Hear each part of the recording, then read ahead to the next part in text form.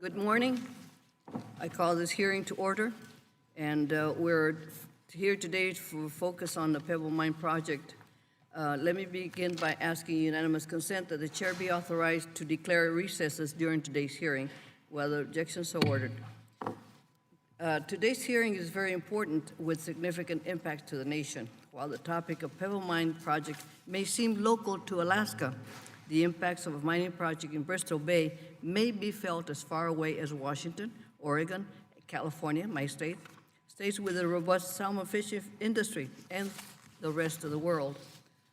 The predominant Alaska Native cultures present in the Nugishak and Kwijak River watersheds, Yupik, Danina, sorry if I mispronounced them, Alutiiq, are two of the last intact, sustainable salmon-based cultures in the world. And it is for this reason, it is important that the Pebble Mine project be examined thoroughly with the best science before it proceeds. Today, we will talk about process for permitting the Pebble Mine project. Like any process, the outcome of it is as good as the inputs. In this case, it is not clear that the scientific data is being properly reviewed or considered. The Environmental Protection Agency, EPA, has a significant role in permitting projects for this mine, even though the Army Corps of Engineers is the primary lead on permitting. EPA should be participating in a robust review process for a mine that was once described as the largest open pit mine in the world. Even though the current proposal for the mine focuses on a smaller scale mine, EPA has an important role in evaluating the potential impacts of the latest proposal. It now seems like EPA is backing off reviewing the permitting process in a significant manner. Specifically, on July 1st, 2019, EPA expressed concern that the draft DIR, Environmental Impact Statement, underestimated impacts and risks of the Pebble Mine project to water resources. However, on July 30 days later, they chose to withdraw protections for Bristol Bay under Section 404C of the Clean Water Act. What happened in 30 days to change EPA's mind? We need to get to the bottom of this, find out why EPA has changed its mind or has to change for them about the potential impacts of this mine. The process seems flawed. I'm not convinced that if we continue to let the process play out, as proponents of mine suggest, we will end up with a final decision based not on good science and data. We need evidence, and that this project is being properly reviewed. And so far, I have not seen that.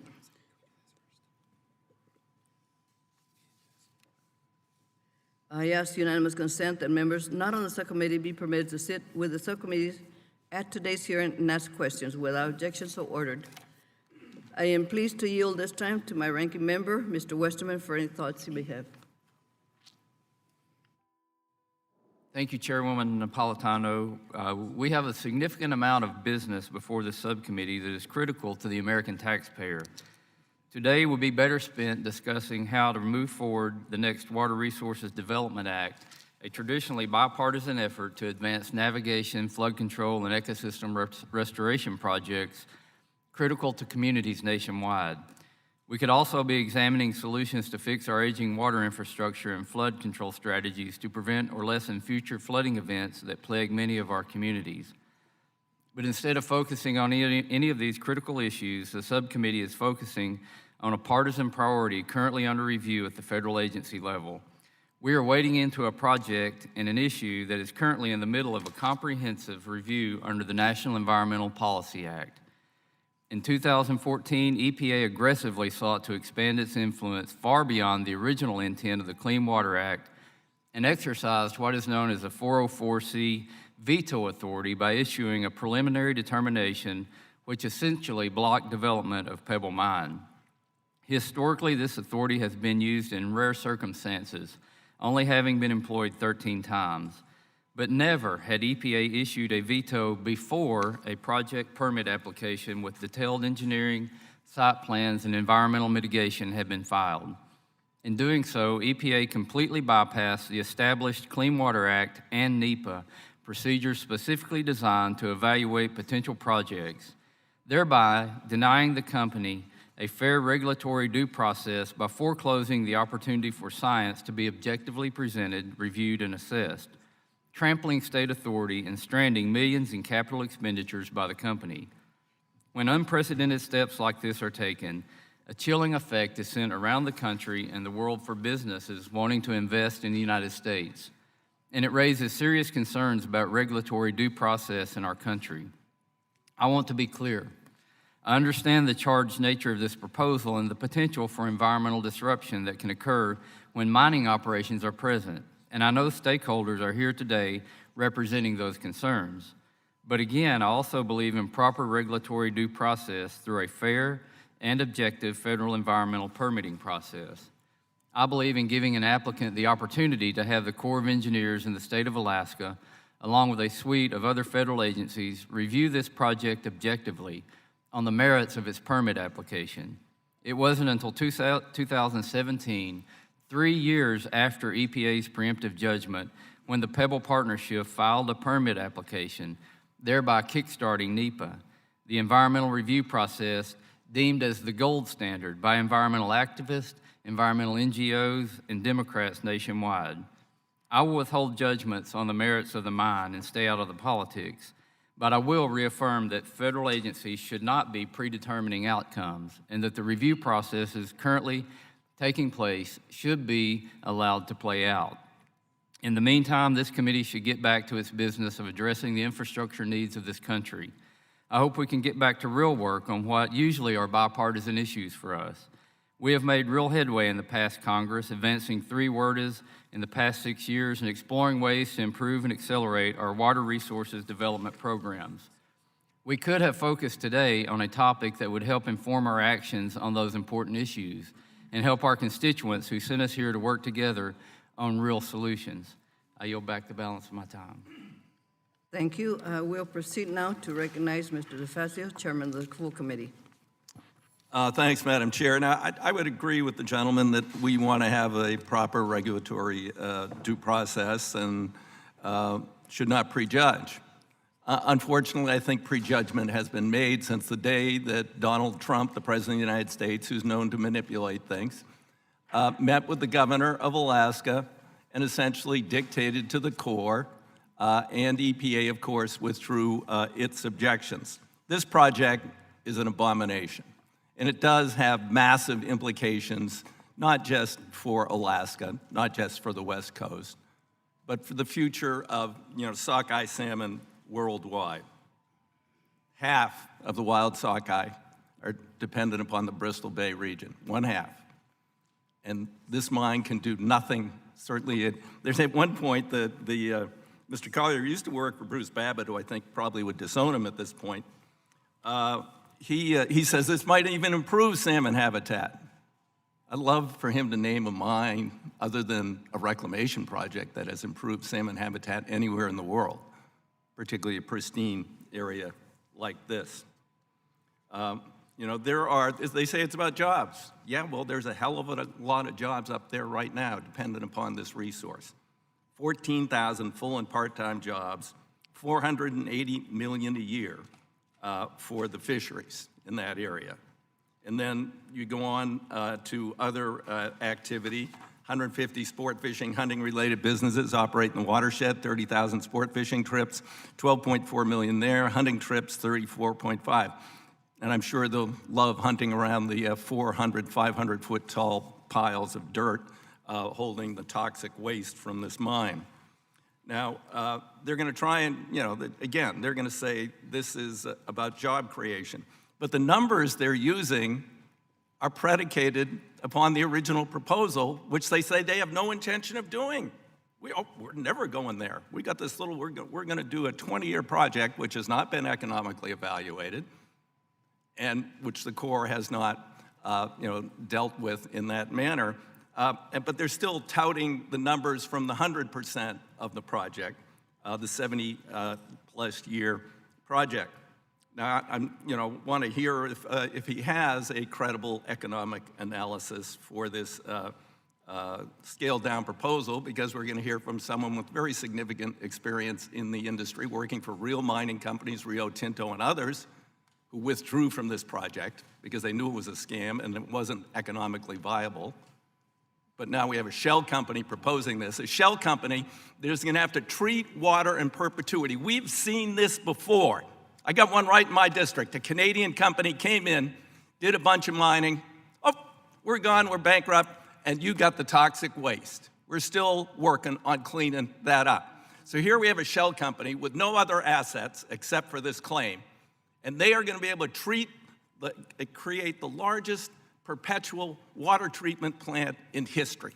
The history of the world. Never been done before, but they can do it, and of course they will, after they make so much money on this thing that's scaled down to a point where it's not economic. I would say, if I was looking at this, from sort of the financial perspective, I'd say we have a pump and dump. It's one of two things. It's pump and dump, and there's been some credible news reports about insider trading relating to decisions made by the EPA and others in the Trump administration on this. Or it's pump, dump, and fooled you, and we're going to come back with a giant mine. One or the other. Because what's before us today is not credible, and it has not been credibly evaluated by the Corps of Engineers. These dams are going to be 545 feet tall, made out of dirt, rock, in an area that's seismically active. Currently gets an average of 50 inches of rain a year. Don't worry, we can treat all that. We can get all the toxic waste out from exposure, and then ultimately we'll submerge it and we'll put it in this giant lake, and everything will be fine, and we'll treat it in perpetuity, forever. How much does that cost? Well, that's not in the core analysis. There's no closure analysis in here. So we know what kind of closure it's going to be. They're going to dump it on the people of Alaska and the taxpayers in the United States. And by the way, at that point, we probably won't have a salmon fishery anymore. So I'm really, think that it's very important we're here today. And this is the business of this committee, clean water and the protection of the environment. So with that, I yield back, Madam Chair. Thank you for this important hearing. Thank you, Mr. Facio. I now call on Mr. Sam Grace, the ranking member of the full committee. You're on. Thank you, Chair Napolitano and Ranking Member Westerman. I appreciate that. And I know the issue of Pebble Mine is charged, and I respect the views of our witnesses here, but I also understand that the permit application is currently going through a very robust environmental impact analysis, just as any other large-scale project would. And I think we should let that process play out. With that, I'd like to yield the remainder of my time to the distinguished gentleman from Alaska, Mr. Young, whose district this lies in. Thank you, Congressman Graves, and I want to associate my remarks to Mr. Westerman, and I'd also like to ask unanimous consent to yield to the committee my written statement. Is that okay? All right. I guess I might say that I've never been for or against this project, but I am for the process. And I look at the witness panel, there's not one on the witness panel that is a scientist or as an engineer, nor a federal witness. If we want to talk about the permitting process, we ought to have, Madam Chair, we ought to have on our witness stand the EPA, we ought to have the Corps of Engineers, we ought to listen to the science. We're going to hear a lot of opinions because it directly affects them, but not the science. And people forget, Madam Chair, that this is state land. It is not federal land. The state on the Statehood Act had a right to choose 103 million acres of land, and they chose this land. And they put it up for discovery, and it was discovered. And under the Discovery Clause, you have a right for exploration. On the right of exploration, you have a right for development if you go through the permitting process. This hearing today and what I've seen recently on TV shows is politicizing this issue. You're not listening to the science. You're saying a lot of what ifs. Can and cannot.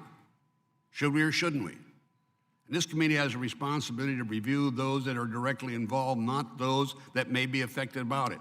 It is about science. I worry about it because, very frankly, I agree with Mr. Westerman, and we got other things we should be doing in this committee, including passing the transportation bill. And I hope we don't start out the hearing like this one with the transportation bill that becomes partisan. This is a state issue.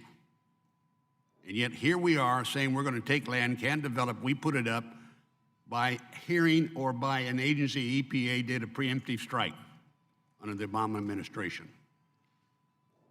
A preemptive strike. Didn't follow the process, didn't follow science. And it always interests me, Madam Chair, that my other side, your side of the aisle, always wants to say NEPA is perfect. We mustn't attack it, we mustn't use it, we must use science. But you're not going to hear any science on this side of the aisle from that group of witnesses. You may hear from somebody that worked for the agency once in a while, is no longer employed there, and has a fixed opinion, but that's not science. So I'm going to sit here and listen to all this testimony and respect the beliefs that these people have, but I will tell you, unless we do and follow the rules, any other time there's anything to be done in the state of Alaska, and there's a tendency for everybody in the lower 48 to figure they can do what's best for the state. They know better than anybody else. There's a tendency to have that feeling that we are going to take care of Alaska from Alaskans.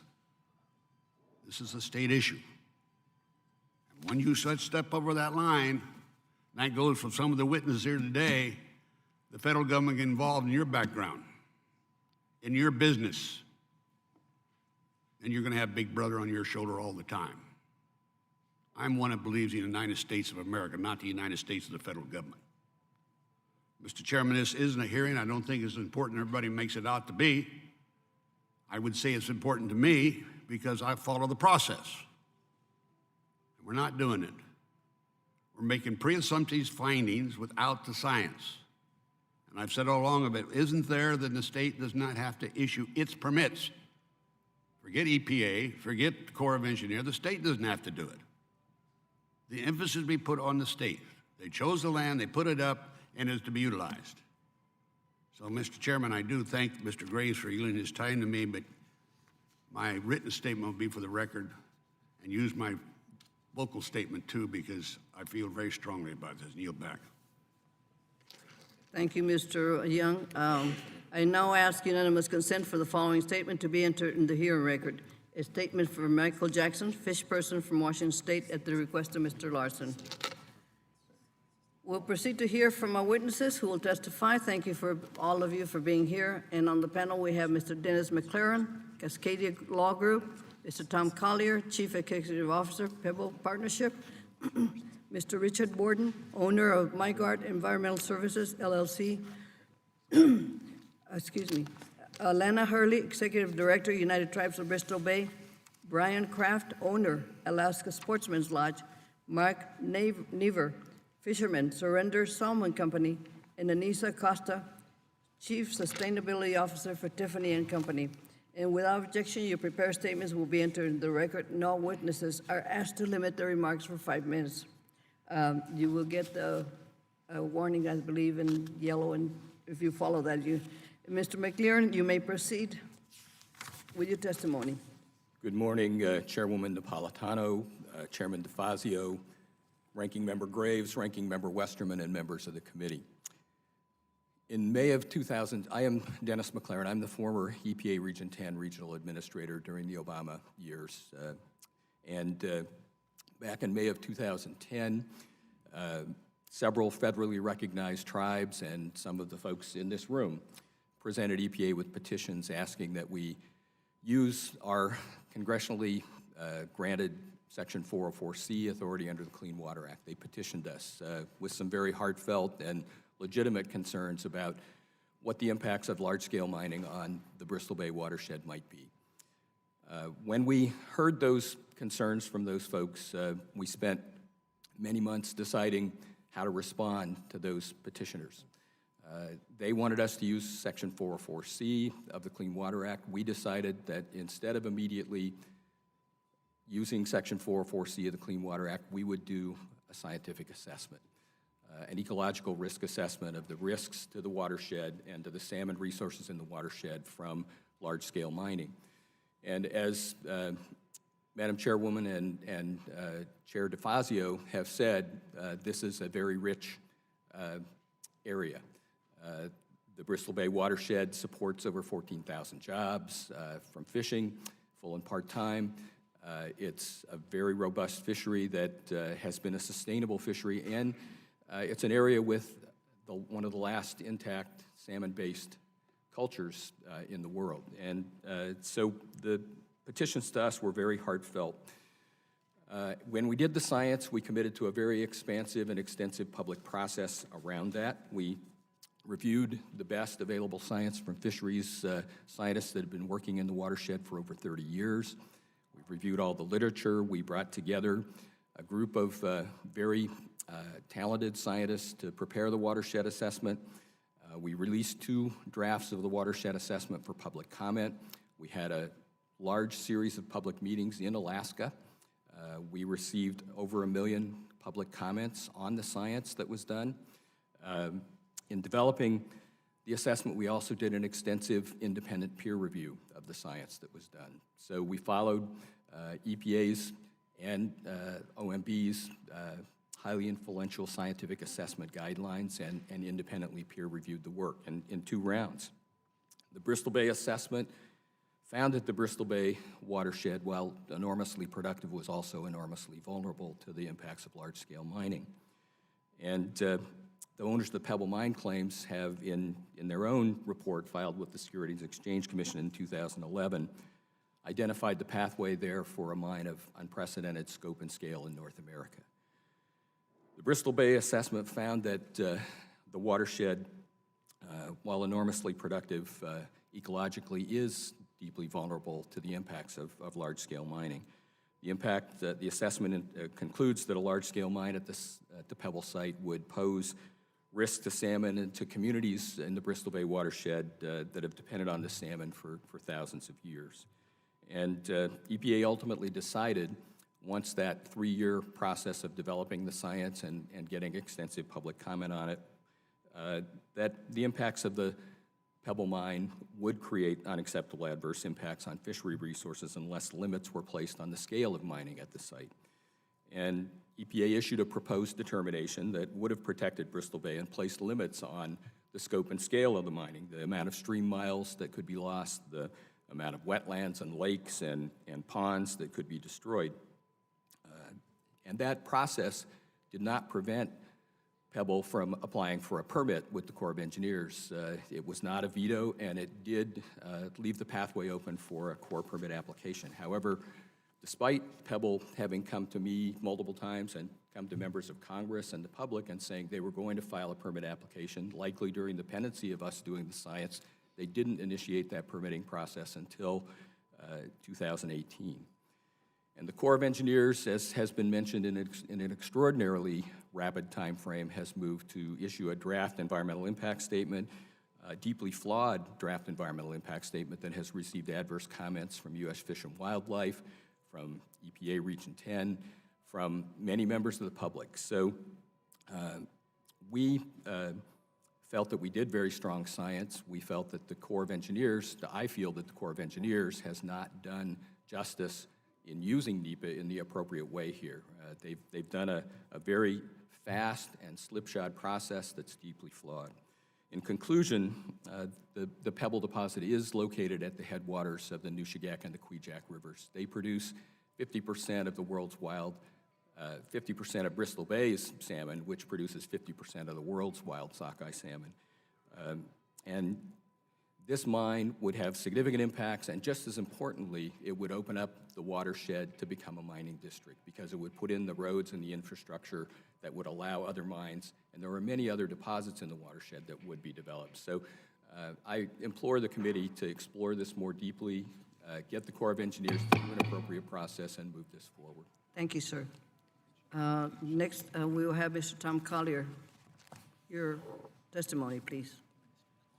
Thank you, Madam Chairman. Members of the committee, thank you for the opportunity to address you today on this important issue. For over 15 years, there's been a raging debate about whether you can build a copper mine 200 river miles away from Bristol Bay without doing significant damage to the salmon fishery in Bristol Bay. But today, I'm here to tell you that that debate is now over. In February, the Corps of Engineers issued for the very first time an independent, transparent, comprehensive review of all of the science and concluded unequivocally and repeatedly that building Pebble Mine will not cause any damage to the fishery in Bristol Bay. That's the conclusion it reached. Now, I wasn't surprised that that conclusion was reached, and not because of the reason mentioned by the chairman of the committee. It's because we changed the project that we submitted. The project that was submitted was de-risked. We listened to the concerns that had been expressed by the agencies, and we listened to the concerns that were expressed by the opponents. And I personally managed a total and complete redesign of this project. It's smaller, there's no cyanide, it's out of the upper Tularik Creek, there are no waste rock piles, completely redesign the tailings facilities, and redesign the water management system. This project is dramatically different from anything that was looked at by EPA in its Bristol Bay Watershed Assessment. But what we're really here today, I think, to talk a lot about is EPA's decision to withdraw the proposed determination. And the question is, was that an appropriate decision for them to make? I not only think that decision was appropriate, I think it was outrageous that the proposed determination had ever been issued in the first place, for a bunch of reasons. But let me just talk about one. I've listed many of them in my written statement. The Bristol Bay Watershed Assessment was a predetermined outcome, and the process was manipulated to reach that outcome. And I'm not the only one that's reached that conclusion. That conclusion has been reached by a number of folks that have taken a strong look at it. And there are lots of examples of this having been done, but let me just give you one. It's my favorite. When the senior senator from Alaska, Lisa Murkowski, wrote a letter to EPA after Mr. McLaren had decided to initiate the Bristol Bay Watershed Assessment, she congratulated the agency for finally agreeing to do an extensive study of the science so that any decision with respect to vetoing or not vetoing the mine could be based upon science. And that letter was circulated among the senior officials in the Department of EPA. And then one of them sent an email to another, and that email said, quote, "Obviously, that's not what we have in mind," close quote. In other words, they'd already made up their mind. They knew what they were going to do. They were going to veto this project, and they were going to do a scientific study to justify the veto. And that's what we did. But that's not the basis for the withdrawal that occurred in July of the proposed and preemptive veto of this project. The basis of that withdrawal is process. You need to follow the process. We have a statute. The statute says, do an EIS. They didn't do an EIS. In fact, at about the same time Mr. McLaren was deciding to do the first ever in the history of the Clean Water Act preemptive veto of a major project, his colleague in Region 9 was faced with a request to do the same thing. And his colleague declined to do a preemptive veto of the Rosemont mine project in Arizona. And what he said was, I want to have all the information on the table before I make a decision. I want to have an EIS on the table. I want to see the applicant's permitting process because I think it would be, and these are his words, impossible to make such a decision without having all that information on the table. And that's what EPA did, and that's the reason the proposed veto, preemptive veto, was withdrawn. Thank you.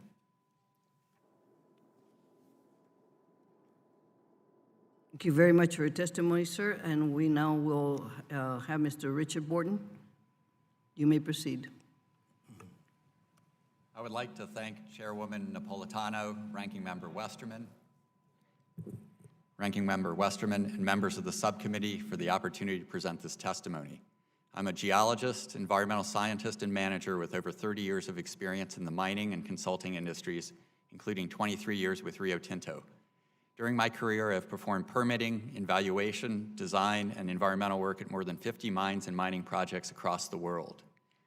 I believe mining is essential to sustain our society and that most commercially viable ore deposits should be developed. However, that does not mean that all ore bodies should be developed, regardless of their negative environmental, commercial, or social impacts. The Pebble project is located in the most sensitive, globally significant, and challenging environmental setting of any mining project I have ever reviewed.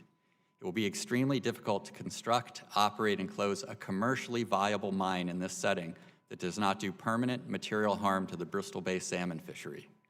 Risks associated with the smaller 20-year mine proposed by the Pebble Partnership have been reduced, but by no means have they been eliminated. Even if everything goes exactly according to plan, the proposed mine would disturb 14 square miles of land and 8 miles of salmon-bearing rivers and streams. It would create a very large contaminated water treatment liability, which will persist for many decades to centuries after closure. Despite these challenges, the Environmental Impact Statement, or EIS, is scheduled for completion in less than half the time of a typical new mining project. This overly rushed process has contributed to the deeply flawed draft EIS that was released 6 months ago. Much of the EIS analysis contains insufficient detail to determine if the planned actions are adequate or practicable. There are significant omissions. The document commonly understates potential impacts, and in a number of significant instances, the conclusions are clearly wrong. Based on my experience, the draft EIS does not even meet industry standard practice. The proposed EIS project only mines about 10% of the total resource and by necessity must process relatively low-grade ore. It would produce only half as much metal for sale as the smallest Pebble mine plan that has undergone a rigorous, independent, and publicly available financial evaluation.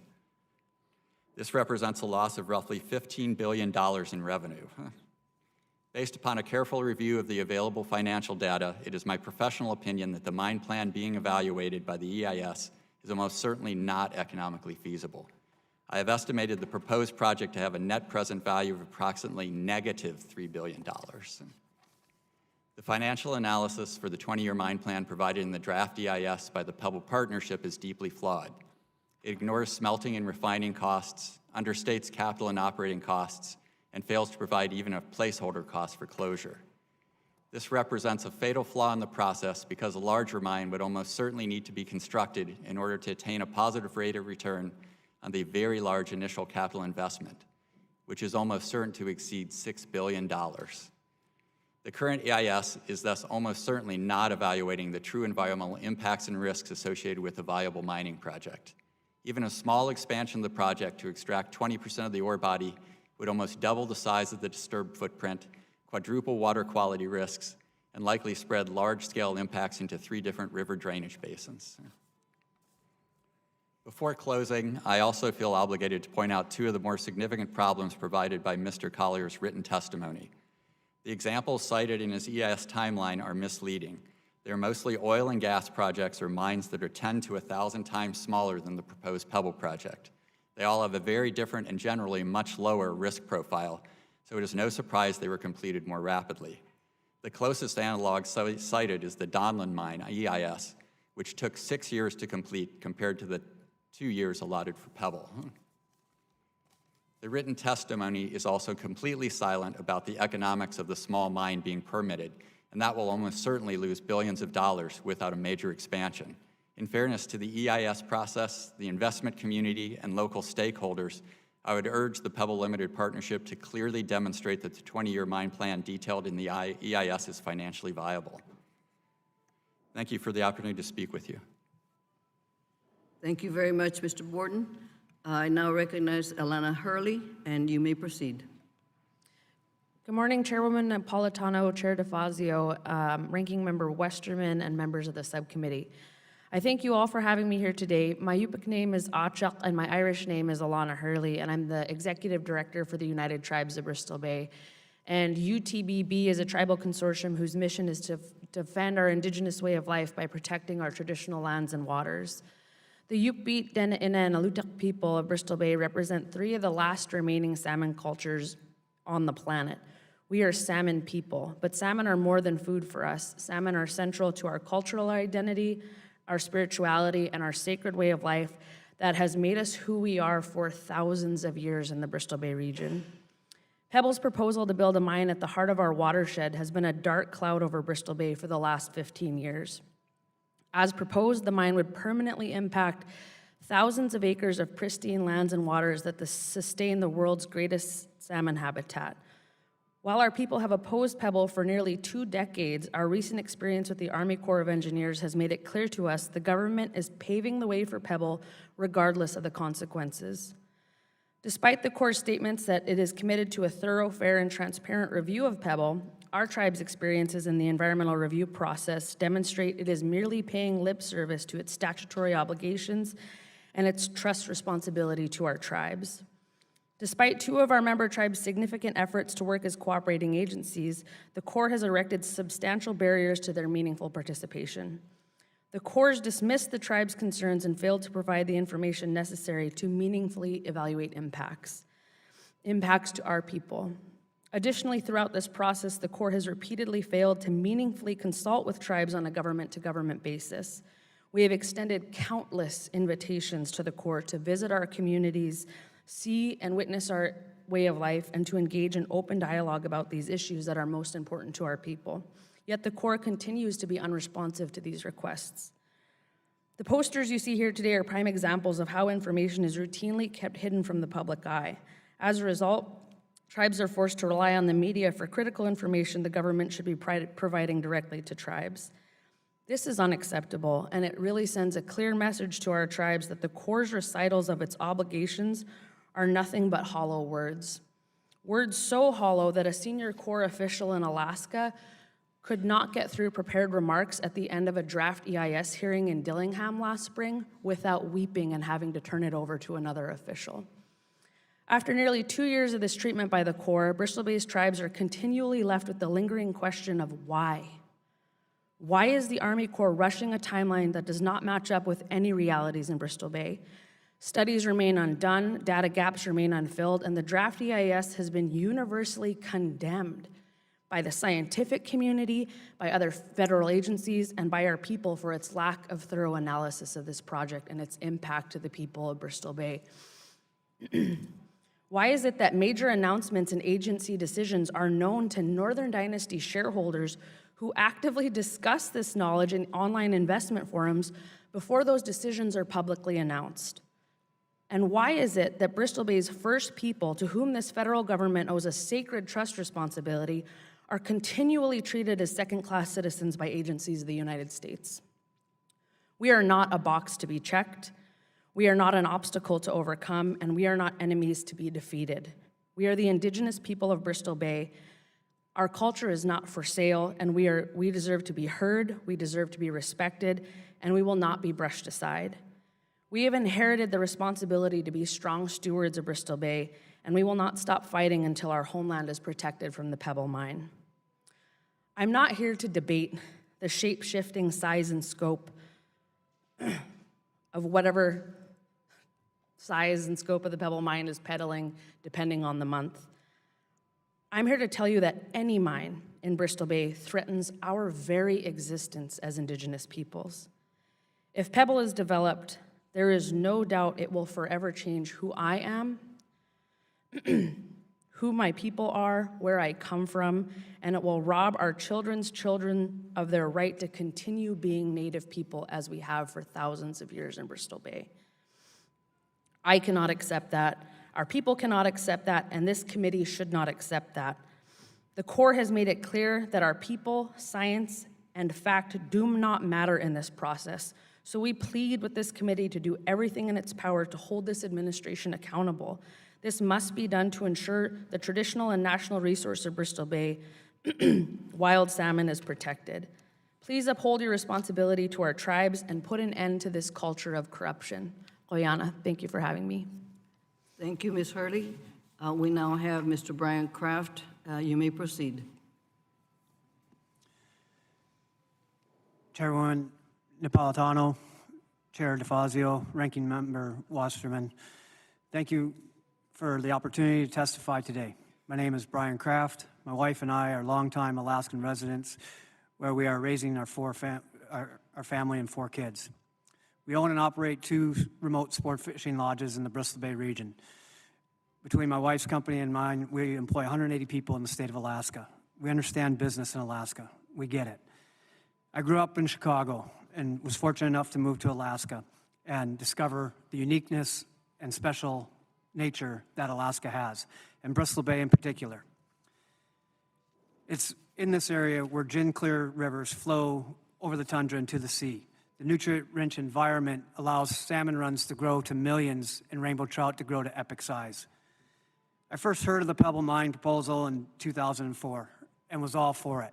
I actually thought, great, jobs, economic opportunity, this is what it's going to be about in this area. And I was an oil field roughneck, worked in the North Slope, worked for ARCO, understood resource development in the state of Alaska.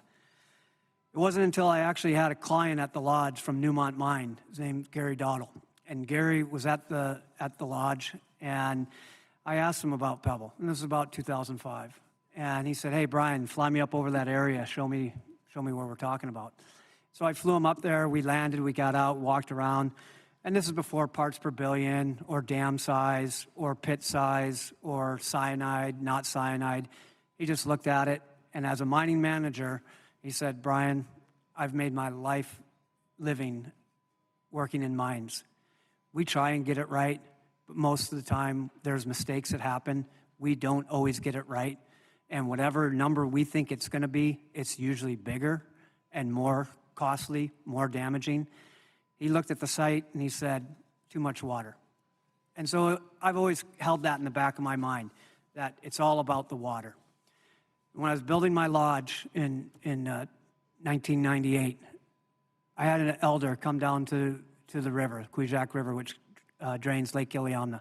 He grabs my arm, and I'm a kid from Chicago, as I said. Turn on the faucet, water comes out, and I drink it in my home.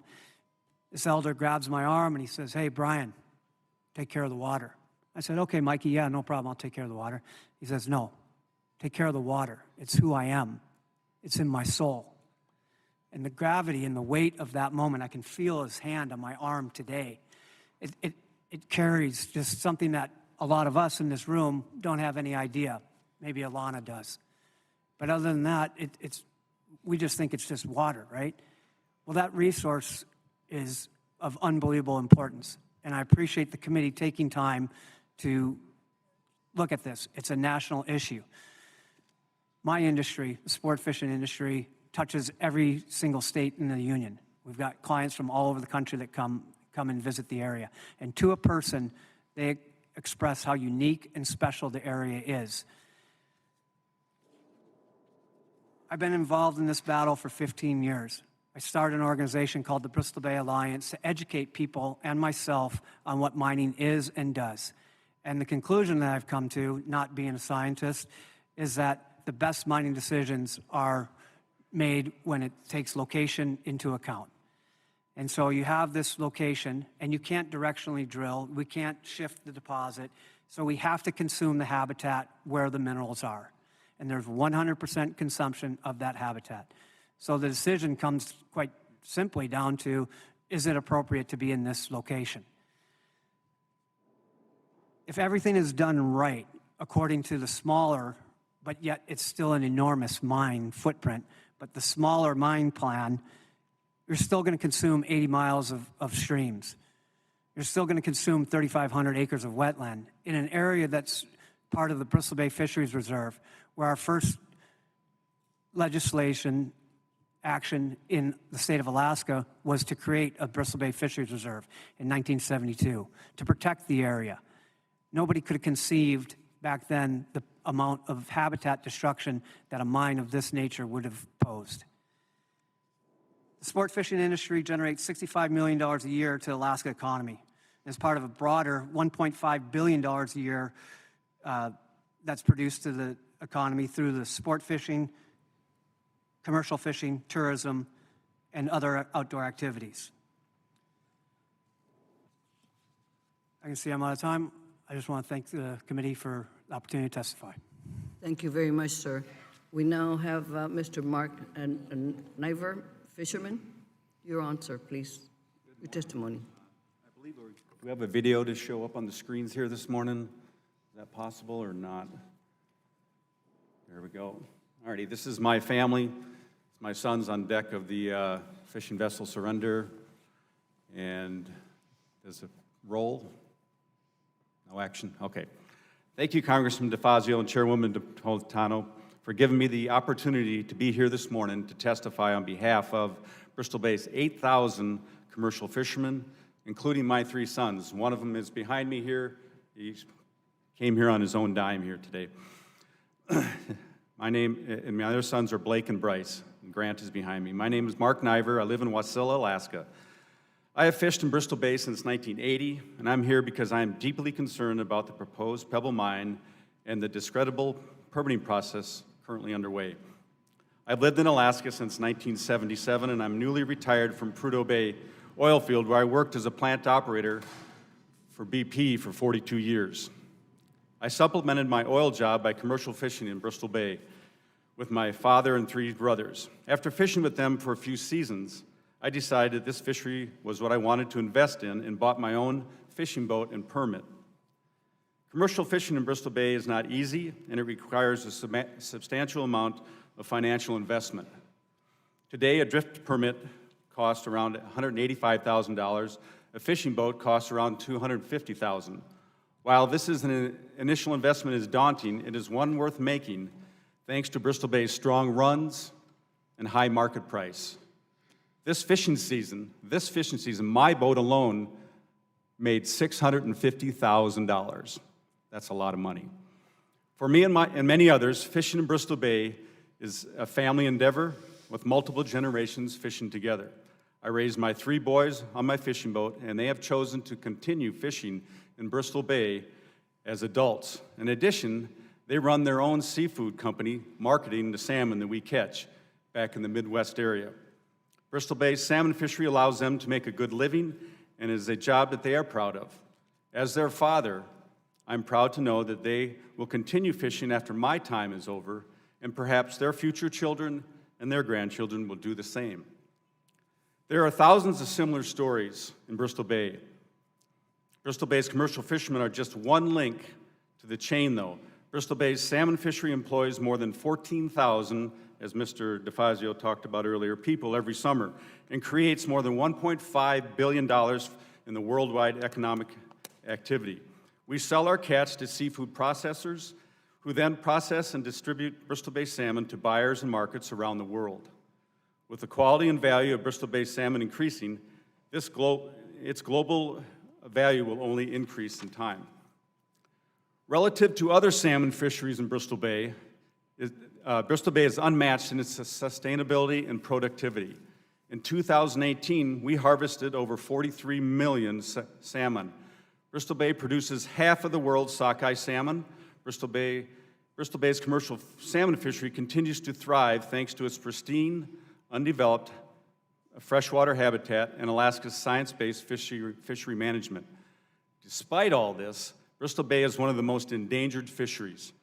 For over a decade, the proposed Pebble mine has cast a shadow of uncertainty over my livelihood and my family's future. Nowhere in the world has a mine of this type and size been located in a place as ecologically sensitive and pristine as Bristol Bay. As Ted Stevens once said, wrong mine, wrong place. Bristol Bay's fishermen have taken precious time away from fishing to submit comments to the Army Corps during both the scoping and draft EIS comment periods. However, the Army Corps has yet to address our concerns and questions. I have no confidence in this permitting process and that the Army Corps will factor in our concerns. We have one shot at doing this permitting process right. It should be testing Pebble's assumptions and promises, not taking Pebble at its word. I have been fighting to save my sons and my livelihoods from the Pebble mine for over a decade and will continue to do so, along with the Lannon next door to me here, until Bristol Bay is protected. I'm increasingly concerned that my efforts and those of my fellow fishermen won't be enough.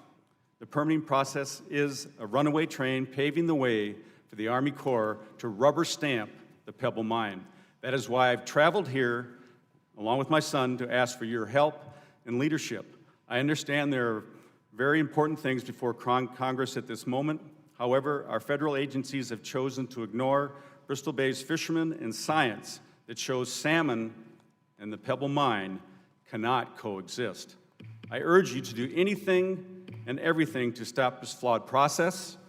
We are running out of time. There is too much at stake to punt this issue. The facts are clear, and it's time for this project to put its fishermen and business in jeopardy to be stopped. Alaska, the state of Alaska is its people. The people of Alaska do not want this mine. Thank you for giving me the opportunity to speak. Thank you, sir. We now have Anissa Costa.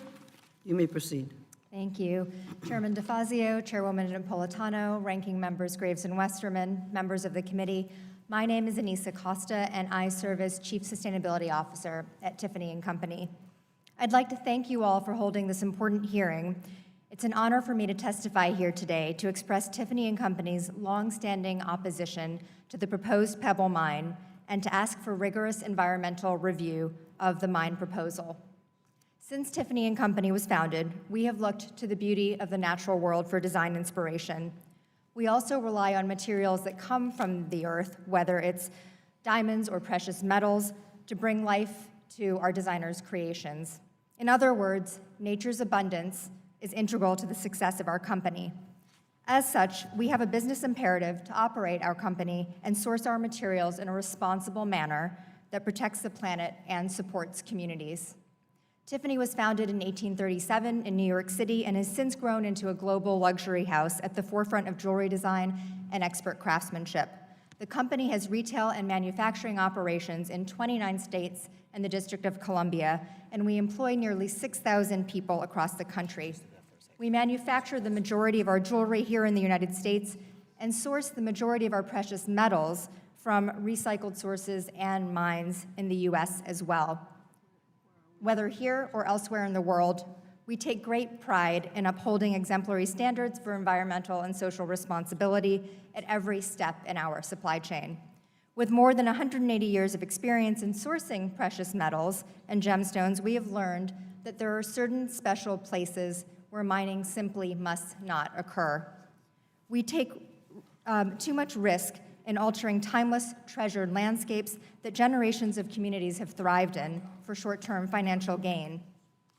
Relatedly, we have also long championed the need to reform the mining law of 1872, and I would like to thank the House Natural Resources Committee, which is advancing important mining law reform, an important mining law reform bill this morning, written by Chairman Rahul Grijalva.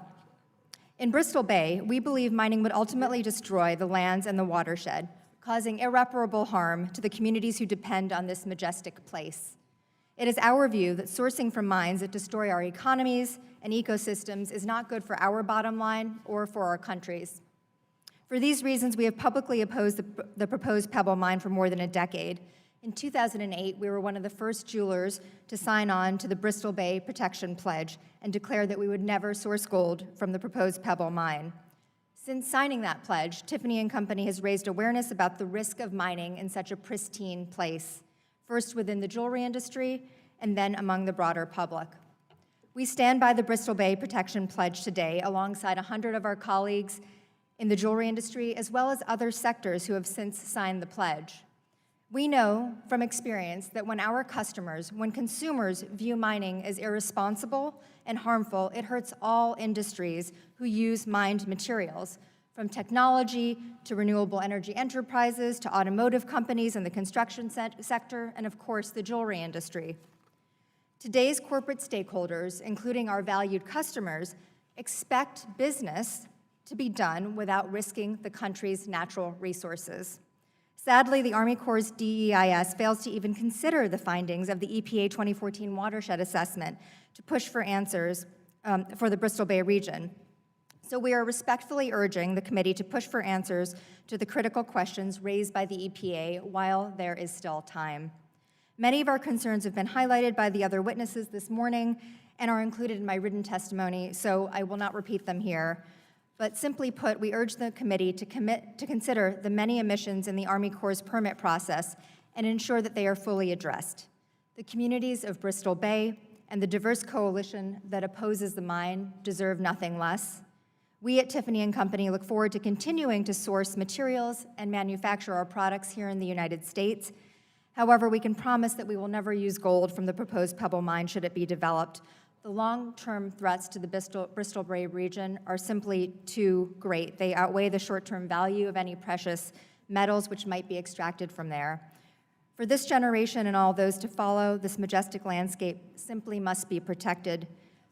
We know that there will be other copper and gold mines to develop, but there will never be another place as special and productive as Bristol Bay.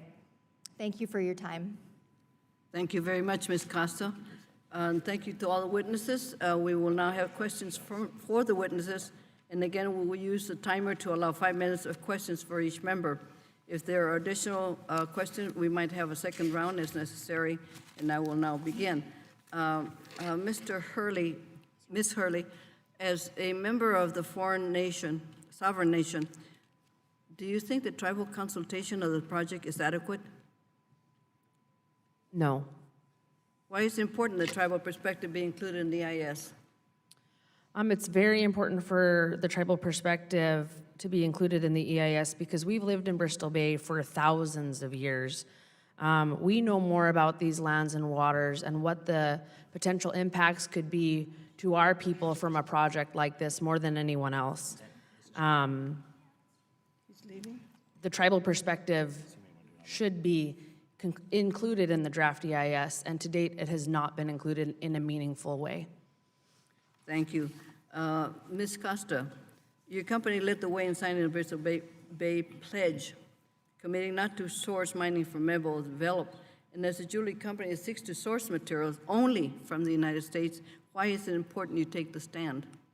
It's important to us because what happens at the origins of our supply chain, it matters. It matters to our customers, it matters to our employees, it matters to our investors and all of our stakeholders. Consumers expect us to be sourcing responsibly.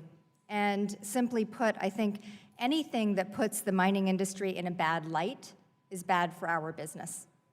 Thank you. Mr. McLaren and Mr. Borden, there's a lot about talk about letting the process play out. You have both been involved with the permitting from the federal agency and then developed from a developer's perspective. How does this process compare in scope and detail? So, Dennis McLaren, actually, I've never seen anything quite like this. This is being shortcut. There are gaps in the data. The NEPA process only works well if it's done well, and this one is not being done well. So the process is deeply flawed. The withdrawal of the Watershed assessment, the withdrawal of the proposed determination was truly extraordinary. After President Trump met with Governor Dunleavy on a plane, there was an EPA headquarters directive to reconsider, and it was withdrawn within a matter of days. So it appears that was a political decision rather than a science or database decision. Thank you. Mr. Borden? I can say also that I am very uncomfortable with this process. I've been involved with a lot of EISs and many permitting processes for mines of comparable size and smaller. I've never seen something going this fast, at least half the time of what you would expect for such a complex project. I also have to say the EIS that was submitted in draft had so many omissions and errors in it that I personally would have been ashamed to be involved with that. How does the timeline compare for Pebble to other EIS processes? From my analysis, the average mining project is probably closer to the 5 to 6 year range. The current administration also looked at EIS process overall in the United States over the last decade or so, and even the average EIS, and that includes very simple highway projects, things of that sort, they're closer to 4 to 5 years also. So this is even less than just the average project, not even the average mining project. Thank you, sir. I yield to Mr. Westerman. Thank you, Madam Chair. I find it interesting that we bring up draft EISs. We don't point out that all of this is subject to review, and just the idea that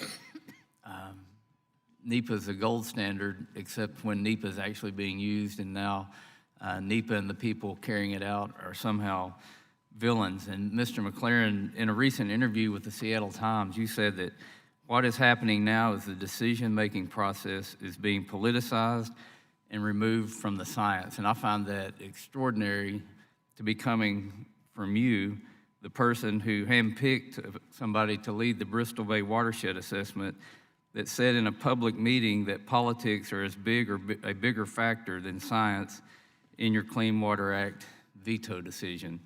Mr.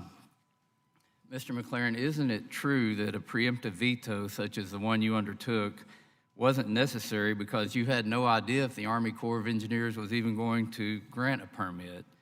Isn't it the case that unless the Corps is going to grant a permit, that a veto is unnecessary? So first, there was no veto, as I explained in my testimony, but we did, after 3 years of science, impose restrictions on the development in the watershed, but that was based on good science. It was a very participatory process, so there was no pre-decision of that. As Mr. Collier testified, that certainly was not the case. We went into this with open eyes and open ears and heard the science and made some decisions. So you're saying the 404C was not used originally? We did use the 404C process, which Congress has provided the authority and the power for EPA to use. We've used that, EPA has used that very sparingly over the years, but this is a case where the science really drove that and merited it. So everyone on the committee's probably dealt with the Corps of Engineers in some form or fashion. And I've yet to see the Corps of Engineers get in a hurry about anything. I've yet to see them sidestep any processes or try to fast track anything. Quite honestly, it's been just the opposite of that. There's been a lot of talk about the politicalization of this process. What exactly about the U.S. Army Corps of Engineers and its career military team is politicized? Because I've not seen that with any of them that I've dealt with. So I didn't state that the Corps of Engineers was politicized, but I did state that the EPA process to withdraw the proposed determination appears to have been politicized. But it's the Corps of Engineers that's doing this permit. So all of the federal agencies do provide input into that, and the U.S. Fish and Wildlife Service, the EPA, several other federal agencies have pointed out that the process is deeply flawed at this point that the Corps is undertaking. Madam Chair, I'm going to yield my remainder of my time to the gentleman from Alaska, Mr. Young. I thank you. Mr. Collier, you've heard this comment about rushing NEPA.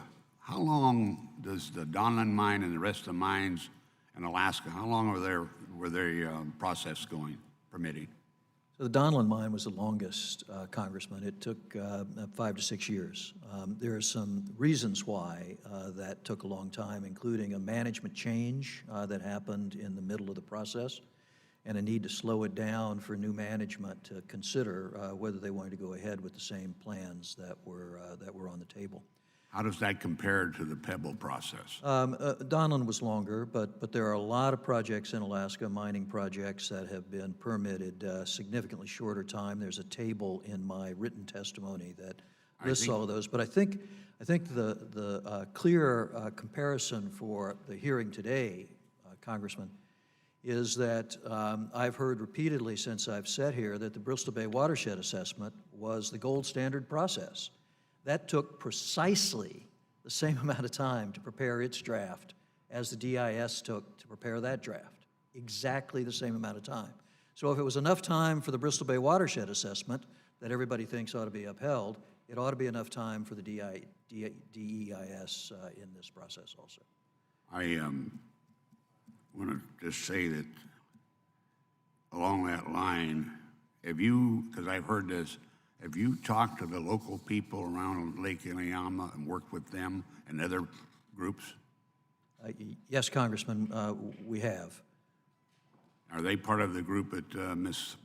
Hurley represents? No, the group she represents is much further away from the project. Okay. I yield back. Thank you, sir. Mr. Fazio. Thanks, Madam Chair. Yeah, it's not politicized. I have a media advisory from the Army Corps of Engineers. They're going to try and rebut this hearing with a press event afterwards. Not politicized at all. Everything is politicized with this administration. We have comments from the EPA. This DEIS likely this is 2019. This is Trump's EPA. Likely underestimates adverse impacts to groundwater, surface flows, water quality, wetlands, fish resources, and air quality.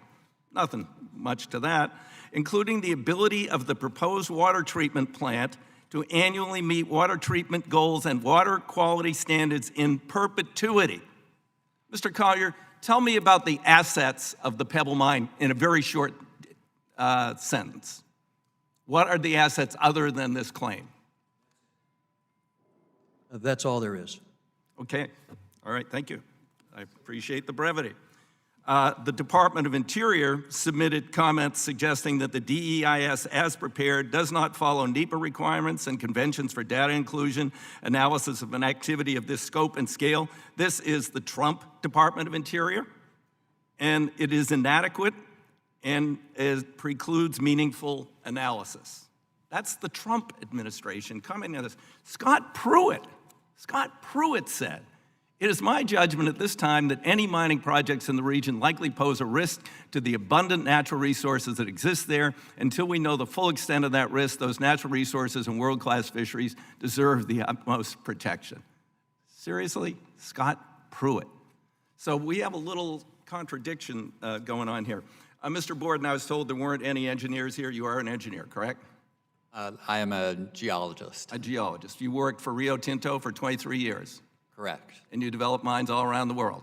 Yes, I did. Have you ever seen a water treatment plant constructed that is still working or is going to work in perpetuity in an area we heard about the water as wet as this? No, this would be truly unprecedented. The flows that would need to be routinely treated up to 19,000 gallons per minute, peaking above 20,000 at closure, and then an incredibly complex and costly multi-stage water treatment process. I've never seen such high flows linked with such a complex treatment process in my career. Do you think maybe that's one of the reasons Rio Tinto, a real mining company with real assets, pulled out? I think I would break some confidentiality agreements there. So, okay. Well, there were, as I recall, there were a number of major mining companies. We're down to one who is, but also they're not part of the shell company, so they won't have any liability if this fails. Is that correct? Water treatment is truly an Achilles heel for this project, and I'd estimated that even being rather kind and conservatively low, it would be $40 million a year, every year, just in operating costs to run a water treatment plant here. So how's a shell company with no assets going to do that, I wonder? Maybe they'll post $1 billion bond. Oh, no, we don't require that, do we? I'd be happy to answer that question if you'd like. No, sir, I didn't. I wouldn't want to ask another question. We'll get to you. I thought you probably would. Yes, thank you. How about the financial viability? You say its net present value is negative $3 billion. That is correct. All right, now I have a question, Mr. Collier. Have you submitted a document on this much smaller mine showing it's financially viable to the Corps of Engineers that is a certifiable, real analysis? Yes or no? No. No, okay. But if the mine's not financially viable... Not, sir, I asked you yes or no. Built. You answered no. Thank you very much. I appreciate that.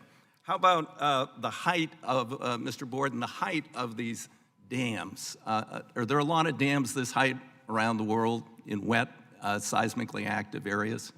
No, this would be unique. It would be at least in the upper 99 percentile of tailings dams constructed globally to date for height. Oh, Mr. Collier looks appalled at that statement. So we'll have to see if he can document something else. So, and it will be about as tall as Hoover Dam? Grand Coulee, sorry. Not Hoover. Hoover's taller. It will be 545 feet high at its highest point. I'm afraid I don't know how high. Okay, yeah, we're close. Yeah, okay. And what are these constructed of? The dam embankments will predominantly be constructed of bedrock, which is quarried from Greenfield's quarries. Okay, great. Thank you very much. My time has expired. Thank you. Mr. Woodall, you're on.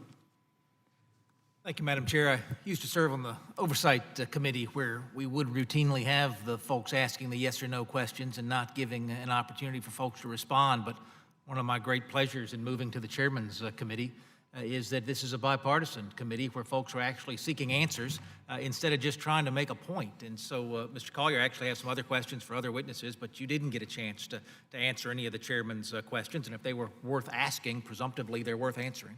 Yes, two answers that I'd like to provide. The first is, as I'm sure the chairman of the committee knows with his great experience in this area, you can't turn a shovel full of dirt for a project like this without a bond being posted that guarantees all of the financial closure requirements and perpetuity requirements that have been imposed by the permit that you're operating under. So we couldn't start building this mine until we had posted an adequate bond to make sure that all of those requirements could be taken care of.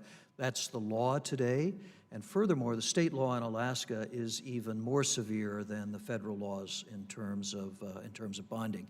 And as for financial viability, I don't believe for a second that members of this committee accept the fact that this project isn't financially viable. If it's not financially viable, it's not going to be built. And if it's not going to be built, what the hell are we doing here today? So if you believe it's not financially viable, let's all go home. But the project is financially viable. We've invested almost $1 billion in this project to get it where it is now. And we're going to be able to build it, and it's going to make money as we go forward. I thank the gentleman. Mr. Niver, I'm glad to see you here. I confess I don't know much about Alaska. The Chesapeake Bay is in my backyard here, and whenever we're talking about protecting the bay, we rarely have families that have done generational fishing come to testify. So I just can't tell you how pleased I am to see folks who work for a living here making their case. I saw in your testimony you got started on your dad's boat as a teenager. Did I read that correctly? Does it go back another generation, or did your dad start the company? My dad actually got us into the fishing business, yes. And then we expanded it. All my brothers all ended up getting permits. And then my sons are fishing with me now. They started a company called SurrenderSalmon.com. They sell it in the Midwest. They sold over 100,000 pounds of fillets last year, and they're doing quite well. We are talking about protecting the watershed and protecting that fishery. Can your grandsons get permits today? Are permits still being issued in that Well, it's a limited entry system, but they're always being bought and sold always every year. You can go to a permit broker and buy a permit every year if you want. There's a limited amount, but there's people getting into the business and people getting out of the business every year. We can't compete on the East Coast with Ms. Hurley's thousands of years of dependence upon the land. But tell me about commercial fisheries in the Bay. How far back generationally will a fishing family go if we're not talking about Ms. Hurley and native peoples? What are we talking about? Well, I mean, Miss Hurley, her families go back thousands of years, right? In the commercial fishing business, Ms. Hurley? In the commercial fishing, yes. It's been going on for 135 years. We've got some great restaurants in Atlanta. I just want to know how long that has been shipping our way. All right. Well, I hope that your restaurants are getting wild Alaska salmon, because you don't want to do the farm salmon. I noticed your son was marketing in the Midwest. He wasn't marketing in the Deep South. I'm going to come and talk to him after. We'll keep him away from there, okay? Ms. Hurley, what are we talking about in terms of commercial fishermen in families that you represent? Are we going back how far? Yeah, I'm happy to add to what Mark said. I'm actually a fourth-generation commercial set netter as well. So my great-grandmother, my grandmother, my mother, and I, and our permits have been passed down, and that's very a regular practice in Bristol Bay. This is generations of fishing families, not only from a native perspective, but from a commercial perspective as well. And you'd be hard-pressed to find anyone in Bristol Bay who isn't connected and benefiting in a cash economy in some way, either directly or through a support industry from this sustainable commercial fishery that has provided for this region economically and for this state and the nation for over 135 years and counting, with record runs this last year, 54 million salmon. Given those high stakes, Ms. Hurley, what I thought I understood in your testimony, I think shape-shifting was the reference you made, but there is no proposal that you could see for this mine that will satisfy your concerns, that your sense is that this mine cannot be built in any way and have the tribe's concerns addressed? Yeah, so what we've seen is with the company's proposal that it has changed in different ways. It has not changed in any way that changes our mind that this will not impact fisheries. We've seen this throughout history, throughout other mines. Thank you, Ms. Hurley. The time is up. Now I would like to recognize the gentlelady from Texas, Ms. Johnson. Thank you very much. I ask unanimous consent to put my opening statement in the record. Without objection. Thank you. Mr. Kraft, at one point you were supportive of the Pebble Mine project. What made you change your mind?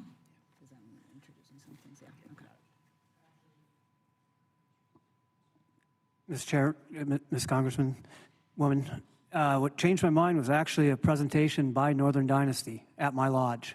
I had the CEO of then it was the Northern Dynasty that owned the deposit, wasn't the Pebble Partnership. And he came to the lodge at my request, and we had people from the village of Ecological, a native village 4 miles from my lodge, came down, a population of 35 people year-round. We came down, we all had concerns about what was going on. We're the first village downriver from the proposed mine site. And he did a presentation that looks very similar to the presentation that we see today. Frying Pan Lake, a headwater lake, it starts one of the salmon-bearing streams, is going to be gone. And he started pointing this out, and we were scratching our head going, that doesn't sound so good. And this much habitat's going to be consumed, and this much acreage is going to be gone. So it was at that point that we started asking questions and saying, well, wait a minute, maybe this isn't what's right for this area and for this region. So it was an educational journey that we went on, and it was talking to mining people and finding out what were the good mining decisions, why they went in where they did, and why they didn't go where they did. And so it just it was evolutionary over time, finding out that, look, this area, one, it's aqueous, the water table's at 6 feet, everything's interconnected. We've got salmon identified in landlocked looking stream or lakes, which means they travel underground. And finding out the connectivity of the entire system, it just became very obvious very quickly that an industrial development that digs a big hole and consumes the habitat is probably not the right thing for this fishery. There is the argument that if the mine is smaller, the impacts are smaller. Do you agree, or what size mine would you have no impact?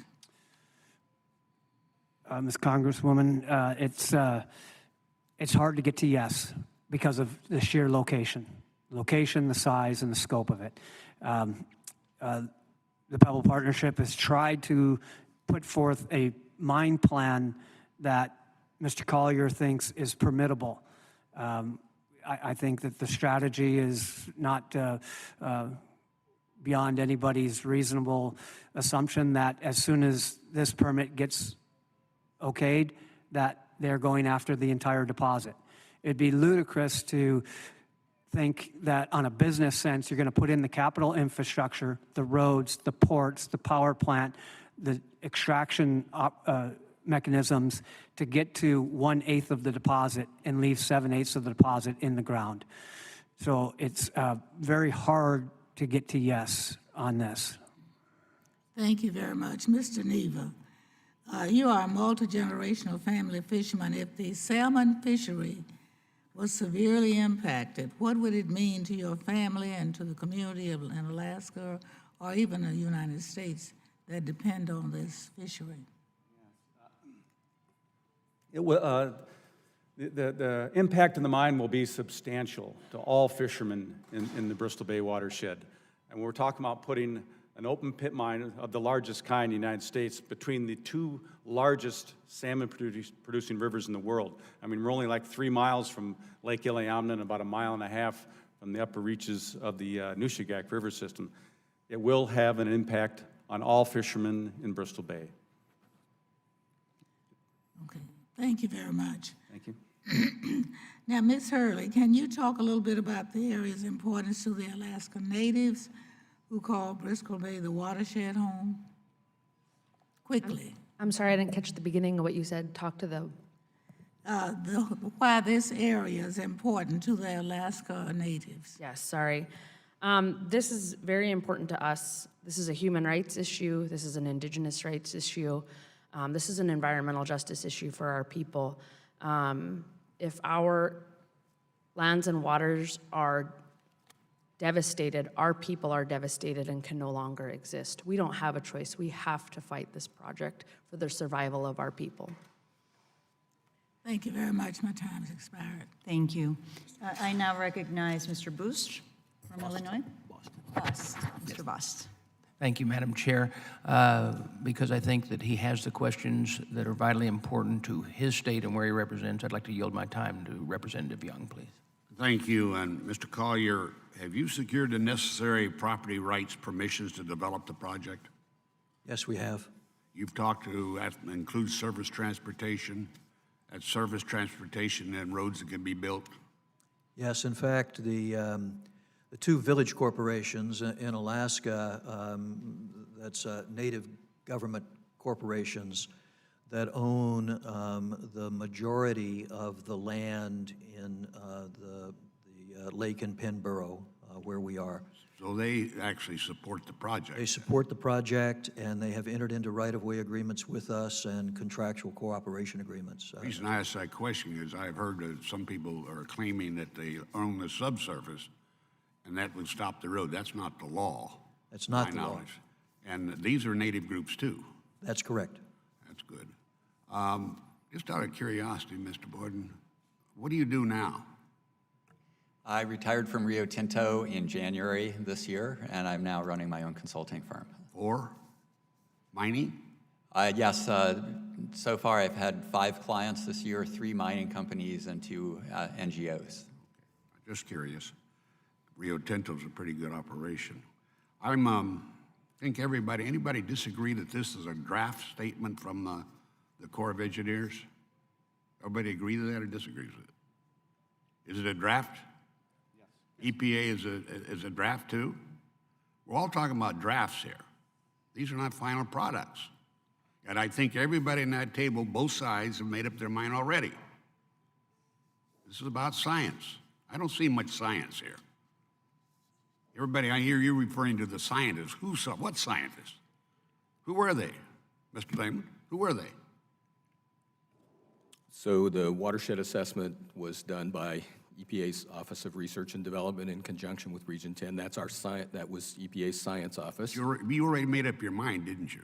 No, The I've never made agency up my made mind. up their mind. During the pendency of the watershed assessment, I knew I was going to be the decision maker on whether we use 404C or not, and making a proposed determination. Ultimately, the decision would be made by headquarters, Office of Water, but no, I had not made up my mind.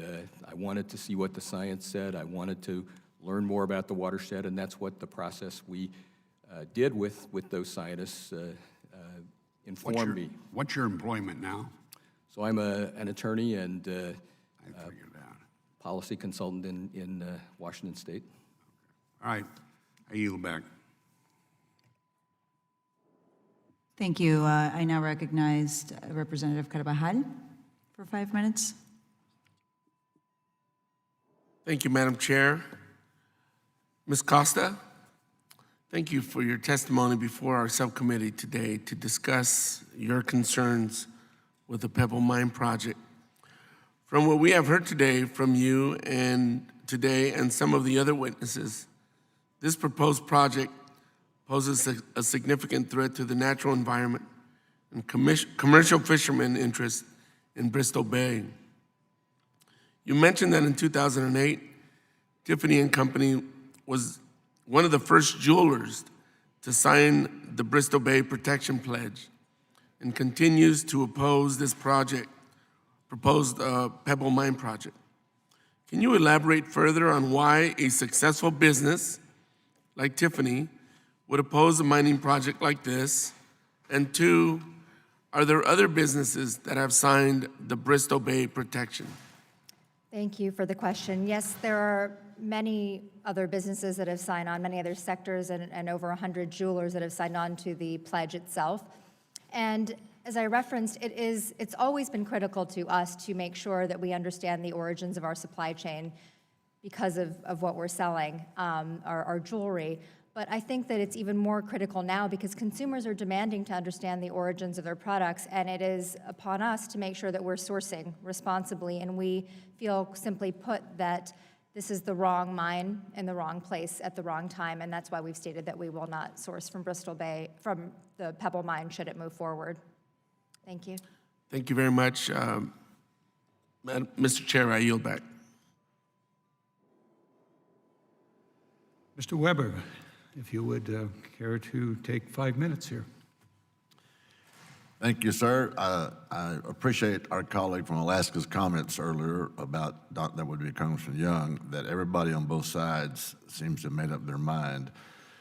And as I said here today, I think it's extremely telling that in one opening diatribe that the name of Donald Trump was once again invoked, mentioned, and once again maligned. It seems apparent that the hatred for the president is being, dare I say, mined to the deepest depths in order to continue the false narrative that President Donald Trump is pretty much to blame for just about everything. It's old.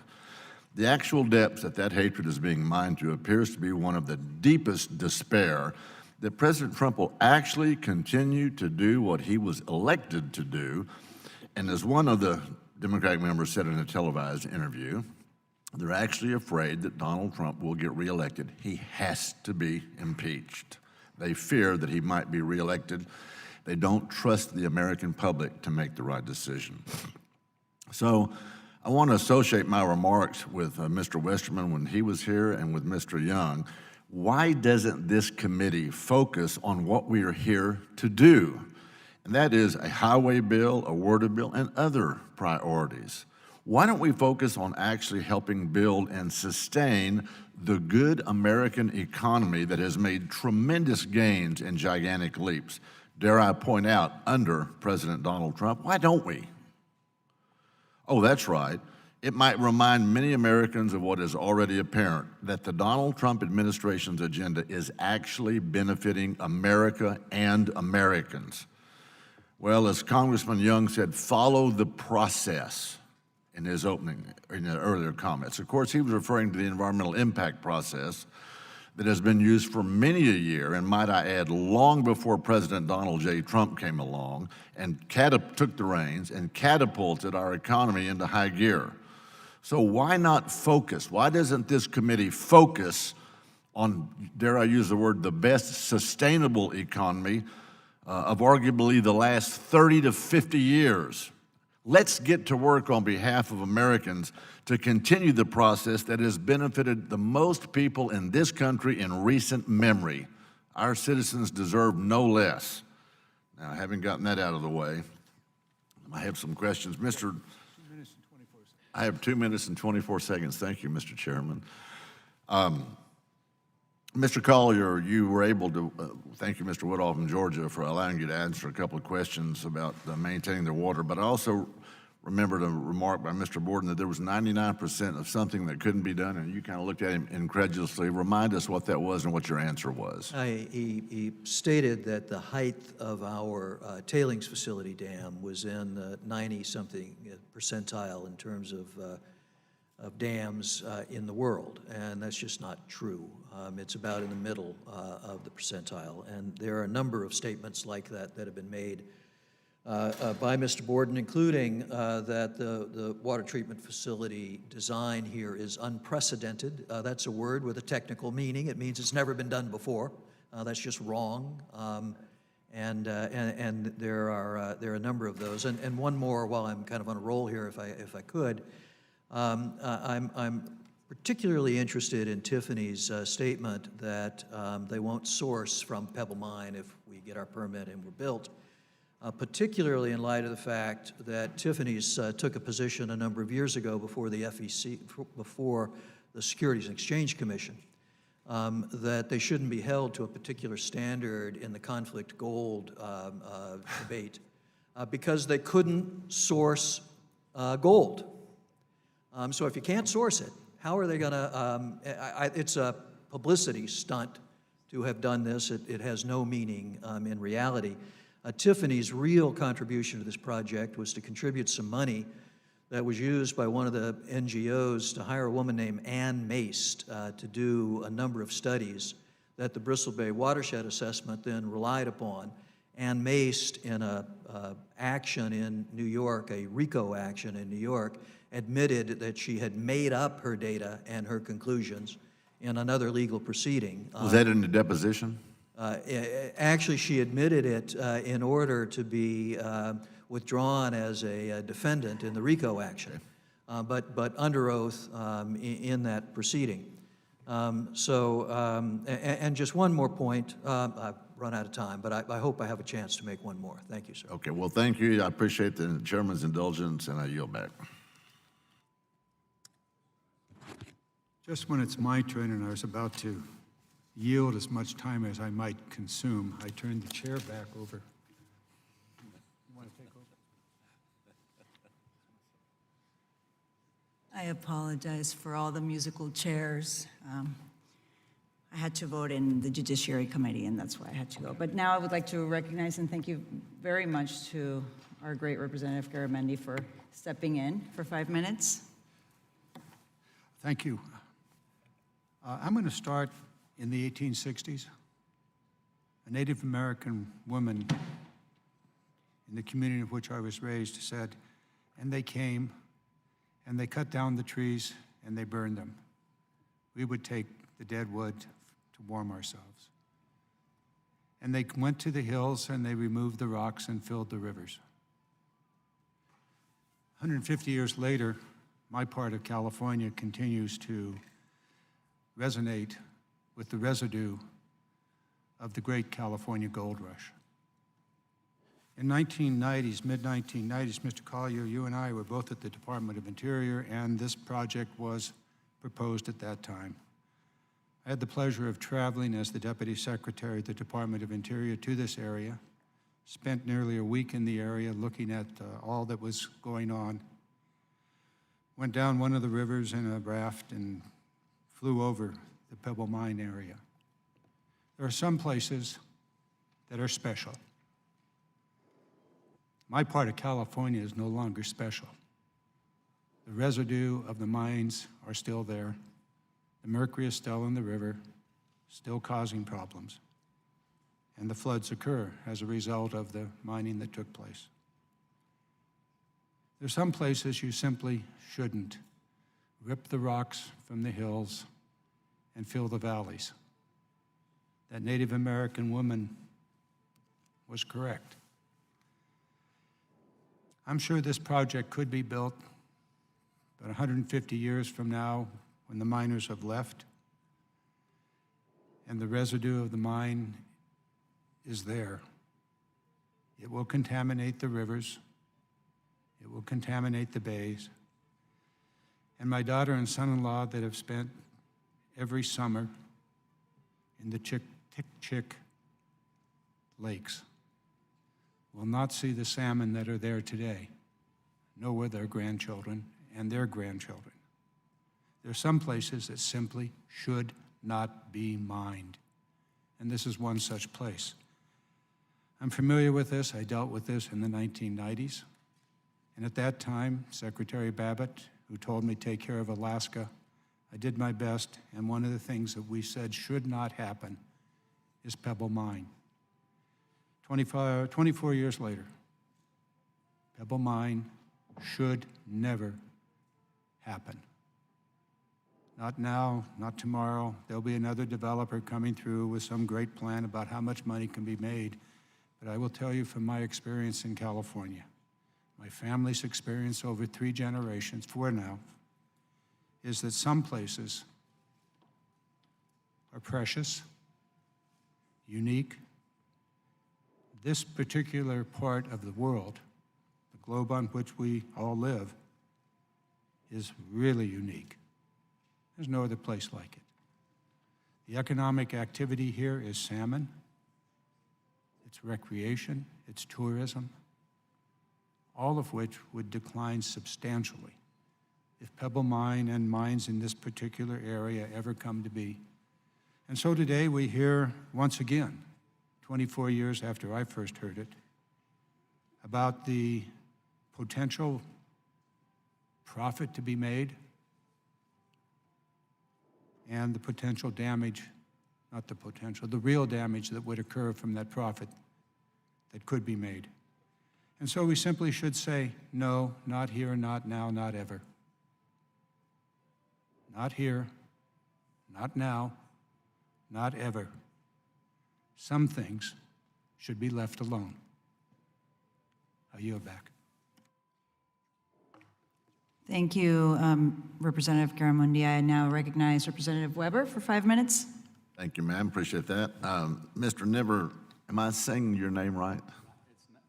Is it Niver? It's Niver. Okay. All right, well, I appreciate that. Thank you for the correction. Yeah, if you're like me, you've probably been called worse, and recently, too. I probably have. Yeah, when you guys, and I owned an air conditioning company for 35 years, small business guy that I started from scratch, so I'm familiar with how that works. So when you started doing fishing and stuff, and you decided that you were going to go in and you were going to buy a fishing vessel, you quoted some numbers, $200,000? Today, they're around $250,000 on average to get into a Bristol Bay boat. Right. Yes. So you made the business decision. You calculated that out and said, okay, there's some risk here. I'm going to invest. It's going to take hard work. I know what that's about. But you hung in there and you made it work. But that was a calculated decision you made. Yes. Absolutely. And your dad made one before you. Correct. Sounds like. You betcha. Don't you, wouldn't it be, and I appreciate the other side's concern about Pebble Mine that y'all might not make money, you know, and looking out for them, but wouldn't it be safe to assume that they made the same, y'all made the same calculated decision, Mr. Collier, that they did when they bought boats? You actually calculated this out? You betcha. And so it's going to make money for you. That's a good thing. I'm going to stay with you, Mr. Collier, for a second. Been a lot of talk about the DEIS, Draft Environmental Impact Statement, about the deficiencies in that DEIS. And Representative Young, Congressman Young, pointed out that it's just a draft, just simply a draft. And I think that's an important point to remember, that it is just the draft. Is it true, Mr. Collier, your experience, that the Army Corps will need to look at that draft, and is currently undertaking to look at that draft, and they will actually address a response to the EPA's concerns over that DEIS or Draft Environmental Impact Statement? Isn't that going to happen? Of course, that's the way the process works. And to add to that just a little bit, there have been three pretty powerful points that have been made by this side of the room. One is that the political fix is in, and that's why we are where we are in the permitting process. The second is the process is being rushed, and the third is the DEIS is inadequate. And one of the things that's been pointed to repeatedly are the criticisms that have been filed by EPA and by the Department of Interior. And the point I want to make is that they don't support those 3 points. In fact, they run directly against them. If the political fix is in, why is it that Trump's EPA and Trump's DOI are criticizing the draft environmental impact statement? I talked about that in my opening remarks. Go ahead. It's absurd, and it is internally inconsistent position to take. Second, if this is a rushed process, why are these agencies building speed bumps for the process? I mean, that's crazy. And then the third point, and this one is the most important.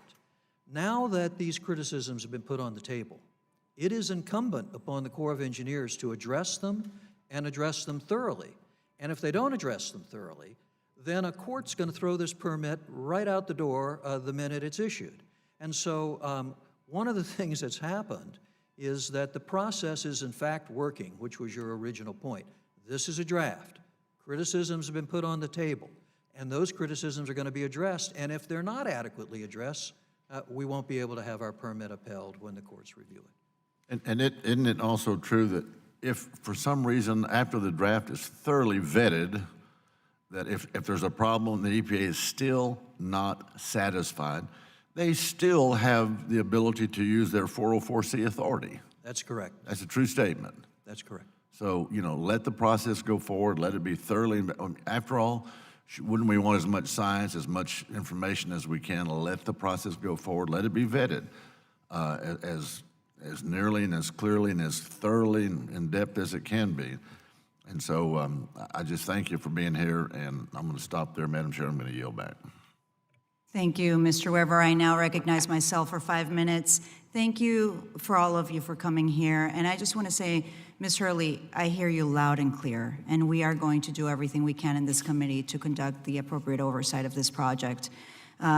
I represent South Florida, and the Pebble mine site is more than 4,000 miles away from my district, which makes my district the farthest district from this mine location. But even yet, I'm that far. I have very strong concerns about Pebble Mine because it has such serious potential consequences for our environment, the fisheries, the indigenous populations, and water quality. Mr. Collier, in your testimony, you repeatedly refer to the draft environmental impact statement, which was released in February, when making the case that there won't be any significant environmental impact. But I think you need to do much better than that. The EPA under the Trump administration, the most anti-environment administration we've had in decades, the Trump EPA argued that the DEIS, quote, likely underestimates adverse impacts to groundwater and surface flows, water quality, wetlands, fish resources, and air quality. Similarly, the Trump administration's Department of the Interior concluded that the DEIS is so inadequate that it precludes meaningful analysis, and I think that that's very damning. So I ask for unanimous consent to enter into the record 2 articles, one in the Juneau Empire entitled, Scientists' Pebble Mine Study Doesn't Account for All the Risks, and one from the Anchorage Daily News saying, Pebble Mine EIS is fatally flawed. Moving forward with this mine is utterly irresponsible and will be putting at risk $1.5 billion in annual economic output from the sockeye salmon fishery, which provides half of the world's supply. We will be putting at risk more than 10,000 jobs in the area. We will be putting many Alaska Native villages in harm's way to benefit a company that's not even a US-based company.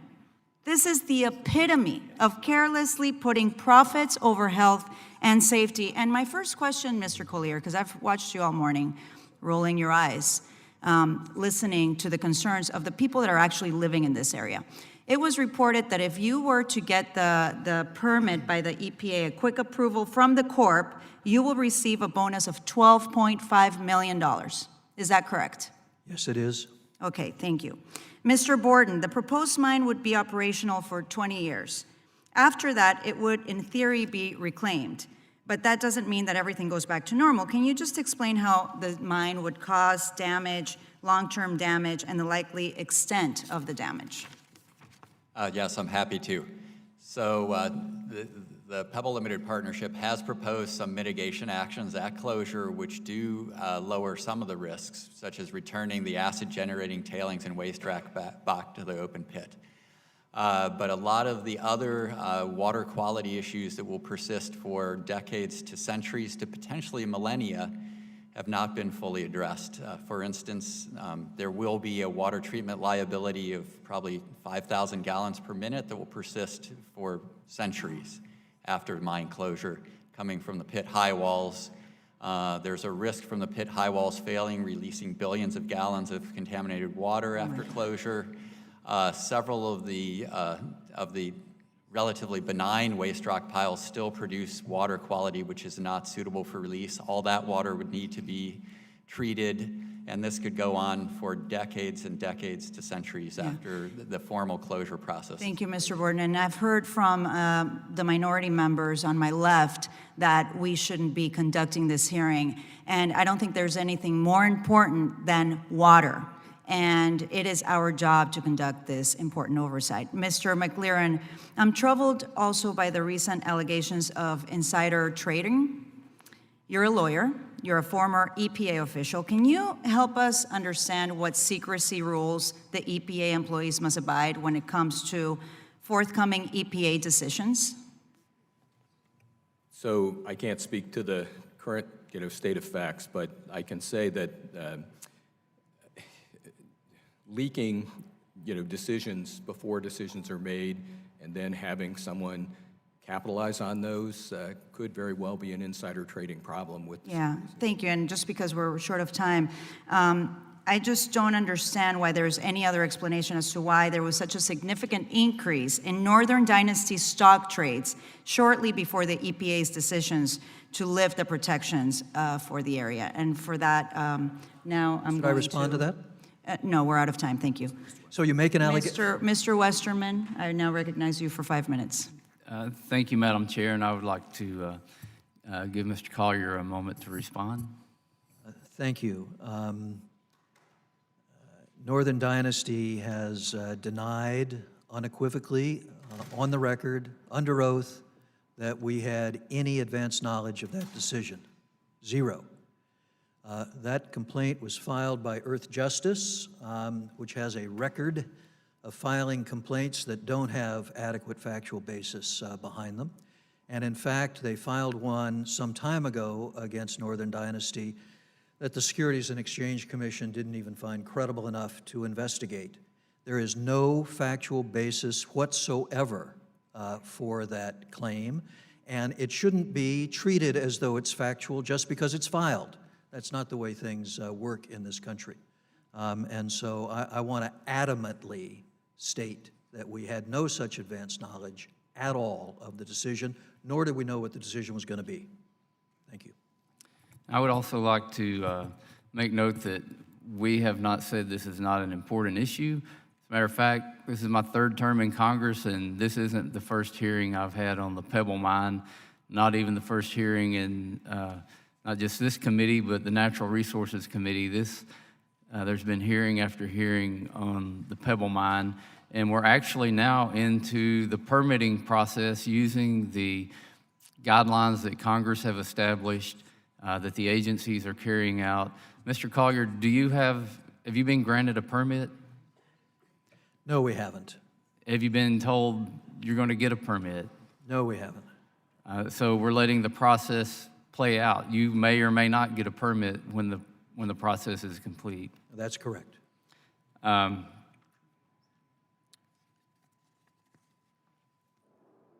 you talk more about the differences that are in the application you supplied versus what was reviewed in 2014? I know you've talked about that some, but it's almost as if a case is being built that what was denied in 2014 is the exact project that's being proposed now. No, in fact, in the statement that was issued by EPA when it withdrew the proposed determination, one of the reasons that it said it was withdrawn is that the project that had been analyzed and the proposed determination based on back in those early years didn't bear any resemblance to the project that we took into permitting, and that in fact is true. There are a number of significant changes in that project. The first one, of course, is that it's smaller. The second is that we're out of one of the three creeks that are up in that area, which means we're out of one of the river watersheds. There's no waste rock piles as there were before, but perhaps the most interesting change deals with the tailings facility design, where we have gone to a unique design that's now capable of being done because of some technological development, where we're able to separate out the bulk tailings, which are about 90% of the tailings, from the potentially acid-generating tailings, which are about 10%. And that means that we can store the bulk tailings without storing them with water on top. And what that means is that the facility is a much safer facility. It's a facility that is not capable of the kind of accident that occurred in Mount Polly in British Columbia that caused a great deal of concern in the mining community. So we've been able to do some technological designs that have made this project substantially safer and a project that is dramatically different from the one that was analyzed by EPA earlier when the proposed determination was issued. So again, even with all those changes, with the redesign, the new submittal, you still don't know whether or not you'll get a permit when the process is through. That's correct. And again, we could be working on a WRDA bill today. We could be working on other issues that are important before Congress. This has been debated over and over. I want to reemphasize, it's in the permitting process that was established by NEPA. They're going through those processes, and there's no predetermined outcome. Yet, we do know that WRDA expires next year. We do know that the Surface Transportation Bill expires next year. Yet, we're spending our time debating something that's going through the proper channels. And I yield back. I thank the gentleman. I would observe this committee has not held a focused hearing on the Pebble Mine project previously. We have Clean Water Act jurisdiction. We have Corps of Engineers jurisdiction. And personally, I have people who fish there. With that, I'd go to Mr. Huffman. Thank you, Mr. Chairman. I'm so grateful that the committee is having this critically important hearing. And I want to follow up on a colloquy between Mr. Collier and my colleague Don Young from Alaska, alluding to the fact that notwithstanding all of this widespread opposition to the Pebble mine, that if you get closer to the mine in the Lake Iliamna area, that there are people that actually support it. And so I want to ask my friends from Alaska on the right side of the panel here a pretty simple question. Is Lake Iliamna upstream of the mine or downstream? Downstream. I believe it's upstream, is my understanding of the dam that would be proposed. Oh, sorry, I misunderstood your question. Yeah. Yes. So Lake And our Iliamna's- communities are downstream. Yeah, you're downstream, I get that. Lake Iliamna, this area where we're led to believe there's a pocket of support for the project, is actually upstream. That's just not correct. It's not Absolutely correct? not correct. It's dramatically downstream. All right, well, Lake I Iliamna is. appreciate that because from the map I have here, it was not clear to me. It is downstream of the dam? Absolutely downstream. Okay. Well, thanks. That answered a question that I had for just based on the map. I also have questions based on the conversation involving the bond. And Mr. Collier has led us to believe that all of the concerns about, permanent water treatment, a dam that would hold in perpetuity, an earthen dam in a seismically active area that would hold in perpetuity, that all that can be addressed by a bond. And Mr. Borden, I want to just invite you to speak a little more to that issue because it seems to me that that's asking us to put a lot of trust in this bonding instrument. I need to be careful how I respond to this. I haven't given this a lot of thought, but yeah, it is very difficult to bond for perpetual water treatment using the existing mechanisms that we have in place now, generally around the world. These things persist. There's mines in Spain that the Romans mined that are still producing acid rock drainage. So these problems can persist for into the post-historical period, if you will, and that's a challenging thing to bond for. And there would actually need to be active measures to treat this water. It's not like the system would operate itself in perpetuity, correct? It would eventually burn itself out as the sulfide minerals, the reactive minerals in the ore body that are left in the pit high walls and in the mined rock. What about this huge earthen dam itself? Because I'm from California. We know a little something about dams and even highly engineered ones that are very carefully maintained, like my colleague, Mr. Garamendi from Oroville, could probably share with us the fact that there's no such thing as a permanent dam. You can't just leave a dam there in perpetuity without at some point experiencing failure. Am I missing something about this concept of a permanent dam that would perpetuate itself forever? So the dam has been built with additional, or is proposed for construction with additional safeguards. That doesn't mean it won't require long-term, perhaps in perpetuity, care and maintenance for erosion control. All the other issues could compromise the integrity of the dam in the long term. Congressman, this dam doesn't hold any water. You know that, right? This is a dam that holds sand. And well, we also heard about how much water is in the area. So, Mr. Borden, let me. It's a dam that's built so that the water drains through the dam. It doesn't hold water. we've So I been. just want to make sure you're Well, focused on I'm the right questioning question. Mr. Borden right now because he's got years of experience and has actually but he's said wrong that, on this point. has said that the high amount of water in this area is one of his primary concerns. So why don't you elaborate on that, sir? Sure. So even with the proposed cover design, water will infiltrate into the underlying tailings. And I would expect the majority or a significant minority of the tailings will remain saturated in perpetuity after closure because of the extremely wet climate. Yes, it's better than having a lake on top of the dam, but a lot of the tailings will still be prone to liquefaction and slurring and things of that sort. All right. And you mentioned that the environmental review that's been done to date is deficient. Is this one of the areas in which you see deficiencies, the failure to adequately consider the possibility of failures and leakage and problems relating to that structure?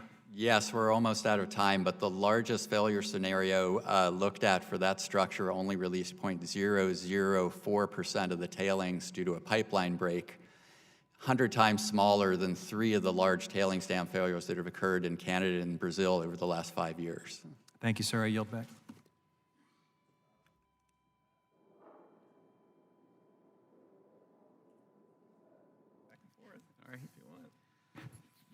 Thank you, Mr. Chairman.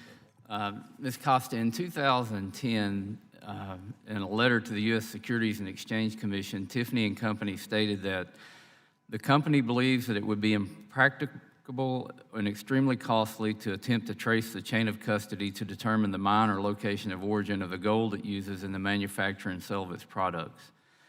The lack of any identifying characteristics means that the company and any other purchaser of refined gold bullion cannot identify where the gold originated. As a result, the company does not believe that it or any jeweler, whether or not it manufactures its products, can certify where the gold used in its products is originated. And Mr. Chairman, with that, I would like to submit that for the record. Letter from Tiffany and Company without objection. Accept it for the record, but I'm going to be giving Tiffany an opportunity to respond. And so, Ms. Costa, my question is since 2010, have you come up with technology or a method to determine chain of custody on the gold that you use, and can you certify that all gold that you use comes from sustainable mining? So we have been quite transparent in terms of our sustainability reporting and our supply chain for many years now on our website. I can't speak to that particular document off the top of my head, but we do source the precious metals that we use in our manufacturing processes from the U.S., from Bingham Canyon Mine, for example, in Utah. The gold comes from there. So you've made some kind of change since 2010 where you can do that? No, I'm not clear exactly what that was in reference to, like what the broader It was a letter that Tiffany and Company sent to the U.S. Securities and Exchange Commission in 2010. Yes, probably regarding conflict minerals and the DRC specifically, I'm guessing, but we do have traceability of our gold and precious metals that we secure from the U.S. So do most jewelers have that capability now? No, they do not. So what makes gold traceable? I mean, for us, it's because we have a vertically integrated supply chain, so we manufacture as well. So we're purchasing gold, for example, from the Bingham Canyon Mine. There's a smelter on site, and then we manufacture. Do you use any recycled gold in your... We do use recycled gold as well. So how do you know that came from sustainable practices? Well, I think it hinges on your definition, and recycled gold is not needing to mine gold from scratch. Okay. From new mines. And the mine that we do source from has been in existence for quite some time now. Do you know if it went through permitting? It's the Bingham Canyon Mine, so in Utah, so. So the process worked for that mine? I'm not familiar with what the process was at the time when that mine was permitted, because it was so long ago, but it's in existence, so it was permitted. Okay, I yield back. Oh. Mr. Lowenthal's next. He's recognized. Thank you, Mr. Chair. Mr. McLaren, I'm going to follow up about that the questions about the draft EIS, and I apologize if some of them have been asked before. I'm just trying to dig a little deeper about some of the terminology. So my first question is, in the September 2019 presentation to investors, the Pebble project stated that the draft EIS and the public comment, and I quote now, show no substantive data gaps, no substantive data gaps. However, EPA comments on the draft EIS identify the need for further analysis of groundwater impacts, water quality impacts, wetland impacts, fishery impacts, and air quality impacts. So my question to you is, are these substantive data gaps? So I have reviewed the EPA comments on the draft EIS, and there are clear indications that there are substantive gaps in the data and in the analysis. And part of that is based on the fact that much of what's presented in the mining plans are just conceptual in level and not designed at a level that allows the appropriate level of analysis. So following up, that same presentation that was made to investors declares that the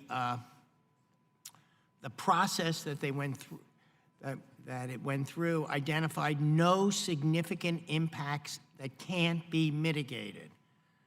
But the mine's compensatory mitigation plan does not identify any proposed mitigation projects. And I believe your testimony indicated that compensatory mitigation would not be effective in this watershed. First question is, are these significant impacts? Yes, I believe they are. When we did the watershed assessment, we spoke to some of the best fisheries scientists in the world, the folks who had been working in the Bristol Bay watershed for over 30 years. And the conclusions that were made out of the watershed assessment were that compensatory mitigation would not be effective in a pristine watershed. Compensatory mitigation is typically used in the context of a disturbed watershed where we're trying to restore habitat or restore salmon runs. Here you have a wild fishery that is in a pristine area that has been undisturbed, and again, our scientists felt that compensatory mitigation just was not an appropriate concept here and wouldn't work in this context. I appreciate that, and I just want to be clear. So compensatory mitigation would not be effective, isn't it? That was certainly our conclusion in the watershed assessment. Thank you, and I yield back. Thank you, gentlemen. Just a quick question. Sure. I'd like Your to time. yield some time to Mr. Collier to talk about mitigation features that are planned for the Pebble project. Yes, there are substantial compensatory mitigation options that are identified in the draft environmental impact statement, and there will be a compensatory mitigation plan that will be required to be implemented as part of the permitting process as we go forward. We've identified a number of particular options, all kinds of issues that can be addressed in the area. One of them deals with culvert replacement. Another deals with wastewater treatment facilities in a number of the villages. There are ways to do mitigation that will compensate in terms of clean water in the region. Alaska has a particularly interesting challenge with respect to compensatory mitigation. And it's one that the agencies, both EPA and the Corps of Engineers, struggle with on a regular basis, and recently entered into a memorandum of understanding so that they could identify those projects. But the statute requires compensatory mitigation. There's compensatory mitigation discussed at length in Chapter 5 of the DEIS, and there will be a required compensatory mitigation plan that will be part of the permit when the permit is issued. So in 2015, former Secretary of Defense William Cohen undertook an independent examination of EPA's 2014 proposed preemptive veto. And in his report, he highlighted that the watershed assessment was based on, quote, hypothetical assumptions that don't fairly represent an actual project, and raised serious concerns as to whether the EPA orchestrated the process to reach a predetermined outcome. As I mentioned earlier, this isn't the first hearing on the Pebble mine in Congress. I believe I sat in at least one under the Science, Space, and Technology Committee, at least one, maybe more under Natural Resources Committee. I remember one of the characters in the story was a guy that, when we tried to question him, he was off somewhere on his yacht, and it was very hard for us to reach this former EPA employee. Can you talk more about the controversy surrounding several of the former EPA staffers who managed that process? Yes, and just a bit about the Cohen report. When I saw what had happened, I was involved in helping to run a federal agency. I worked with Mr. Garamendi at the Department of Interior. And I was personally shocked at the level of conflict of interest that had occurred with respect to the involvement of environmental NGOs in the drafting of this document, in the outline of this document, in the review of drafts of this document, and so forth. And I couldn't get any attention from folks at EPA about these concerns. So I needed some kind of independent credibility behind them, and looked around in the town of Washington. This is a town that's short on people with high reputations for credibility. But I found former Secretary Bill Cohen, who had been a Republican, both congressman and senator from Maine, and then served in the Clinton administration as Secretary of Defense. When I sat down with Secretary Cohen to ask him to take on this project, he said to me right off the bat, he said, "Tom, you don't want me to do this." And I asked him why I wouldn't want him to do it. And he said, because I value my reputation for independence and credibility, and if I take a deep dive into this and look at it, I'm going to call it as I see it. And I might just say that what EPA's done is correct and right. And if I do, that's the end of Pebble Mine. And I said, well, you know, that's what I'm after, Senator. I'm after somebody that has that kind of reputation. And so he took the project on, and you read his conclusions when he looked at it. And he looked at it thoroughly. He wrote a 300-page report. He looked at thousands of documents, interviewed 60-some-odd witnesses, and came up with that particular conclusion. And I think he captured it well. The examples, one of the things that I was interested in that Mr. McLaren talked about was that the reason he took this on and took it so personally is that a petition had been filed from a number of the tribes in the region. But the documents show and the deposition testimony show that what actually happened is that Phil North, an EPA employee, was the one that decided that he wanted to start this process, and he helped draft that petition.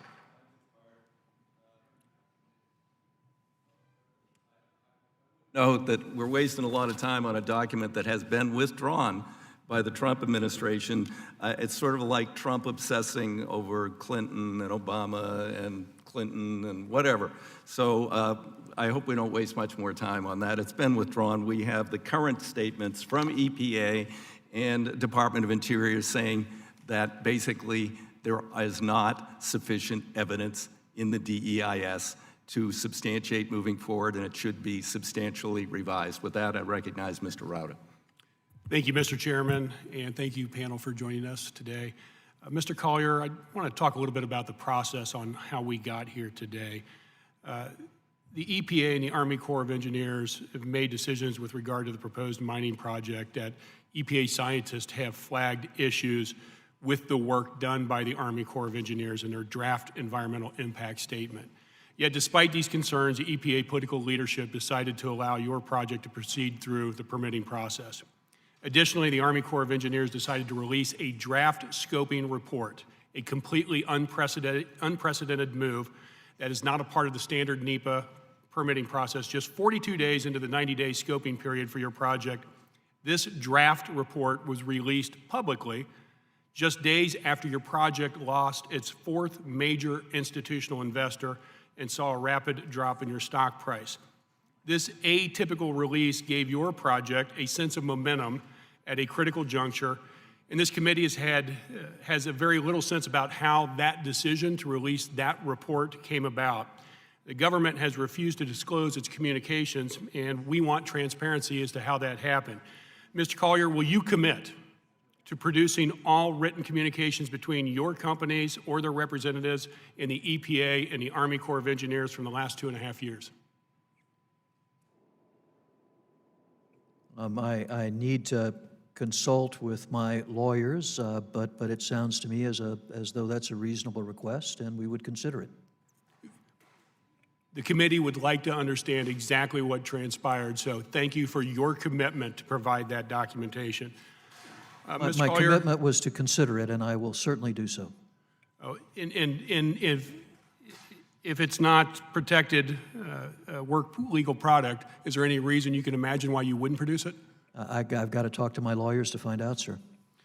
On May 1st of 2017, you met with then EPA Administrator Scott Pruitt. At 10:36 a.m. that same day after your meeting, he sent an email to EPA staff directing them to withdraw the agency's proposal to protect Bristol Bay using Section 404C of the Clean Water Act. Previously, the EPA had put forth language protecting the bay that said, quote, mine would result in complete loss of fish habitat due to elimination, dewatering, and fragmentation of streams, wetlands, and other aquatic resources. All of these losses would be irreversible, unquote. The EPA arrived at this language after more than 3 years of scientific study of the issue. Mr. Collier, what was discussed in that May 1st, 2017 meeting with Scott Pruitt that would make him, in a matter of minutes, cast aside lengthy scientific study that had been subject to over 1 million comments and allow this to proceed forward? He didn't do that. He didn't do that. You got your facts wrong. He didn't. That's not what he did. You're denying that he took sent an email out to the EPA moving this forward? Absolutely. He did not withdraw the proposed determination. It wasn't withdrawn until July of this year. Did Administrator Pruitt then, in that conversation, why don't you tell us what took place in that conversation? Sure. I'd been in negotiations, Pebble had been in negotiations with the Obama administration for months to settle pending litigation. And in fact, we had reached a settlement with the Obama administration. The Justice Department had signed off. I was told that EPA had signed off on that settlement and that all we all had to do was sign the documents. I signed, I understood that the Justice Department signed, and it got over to Gina McCarthy's desk.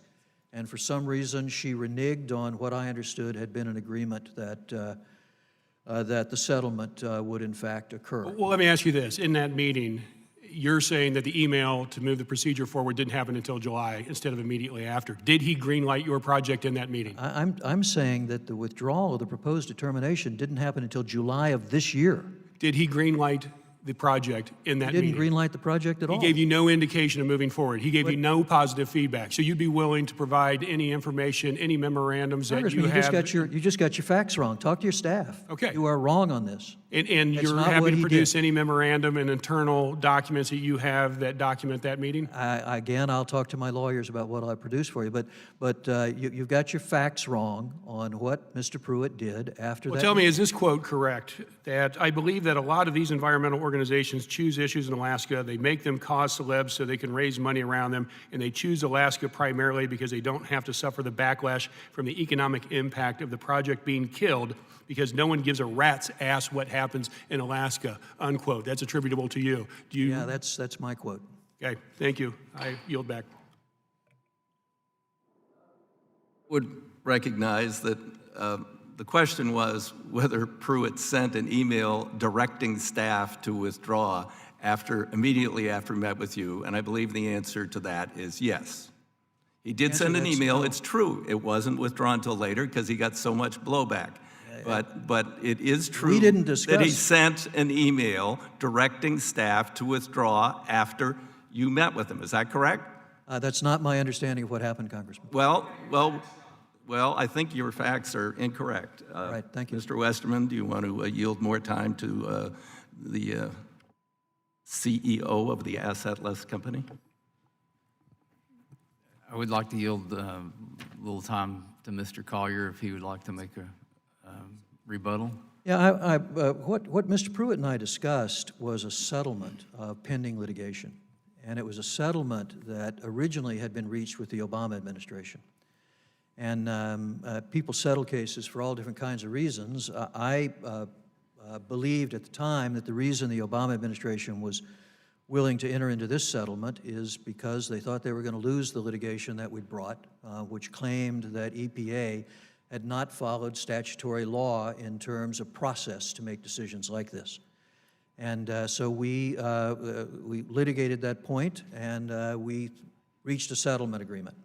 That settlement at the last minute was reneged upon after we had been told it had been agreed to. And so that settlement was dormant until the new administration came in, and then we began those settlement negotiations again. And we agreed to a settlement that was fairly similar to the one we'd agreed to under the Obama administration. And that was a settlement that was then before EPA for its approval. I met with Mr. Pruitt to discuss with him whether it was appropriate to agree to that settlement. Again, a settlement that had been agreed to by the Obama administration, and Mr. Pruitt agreed to it. He wasn't reversing anybody's science. He was settling a case because EPA failed to follow appropriate process. And that's the reason that we were having that discussion.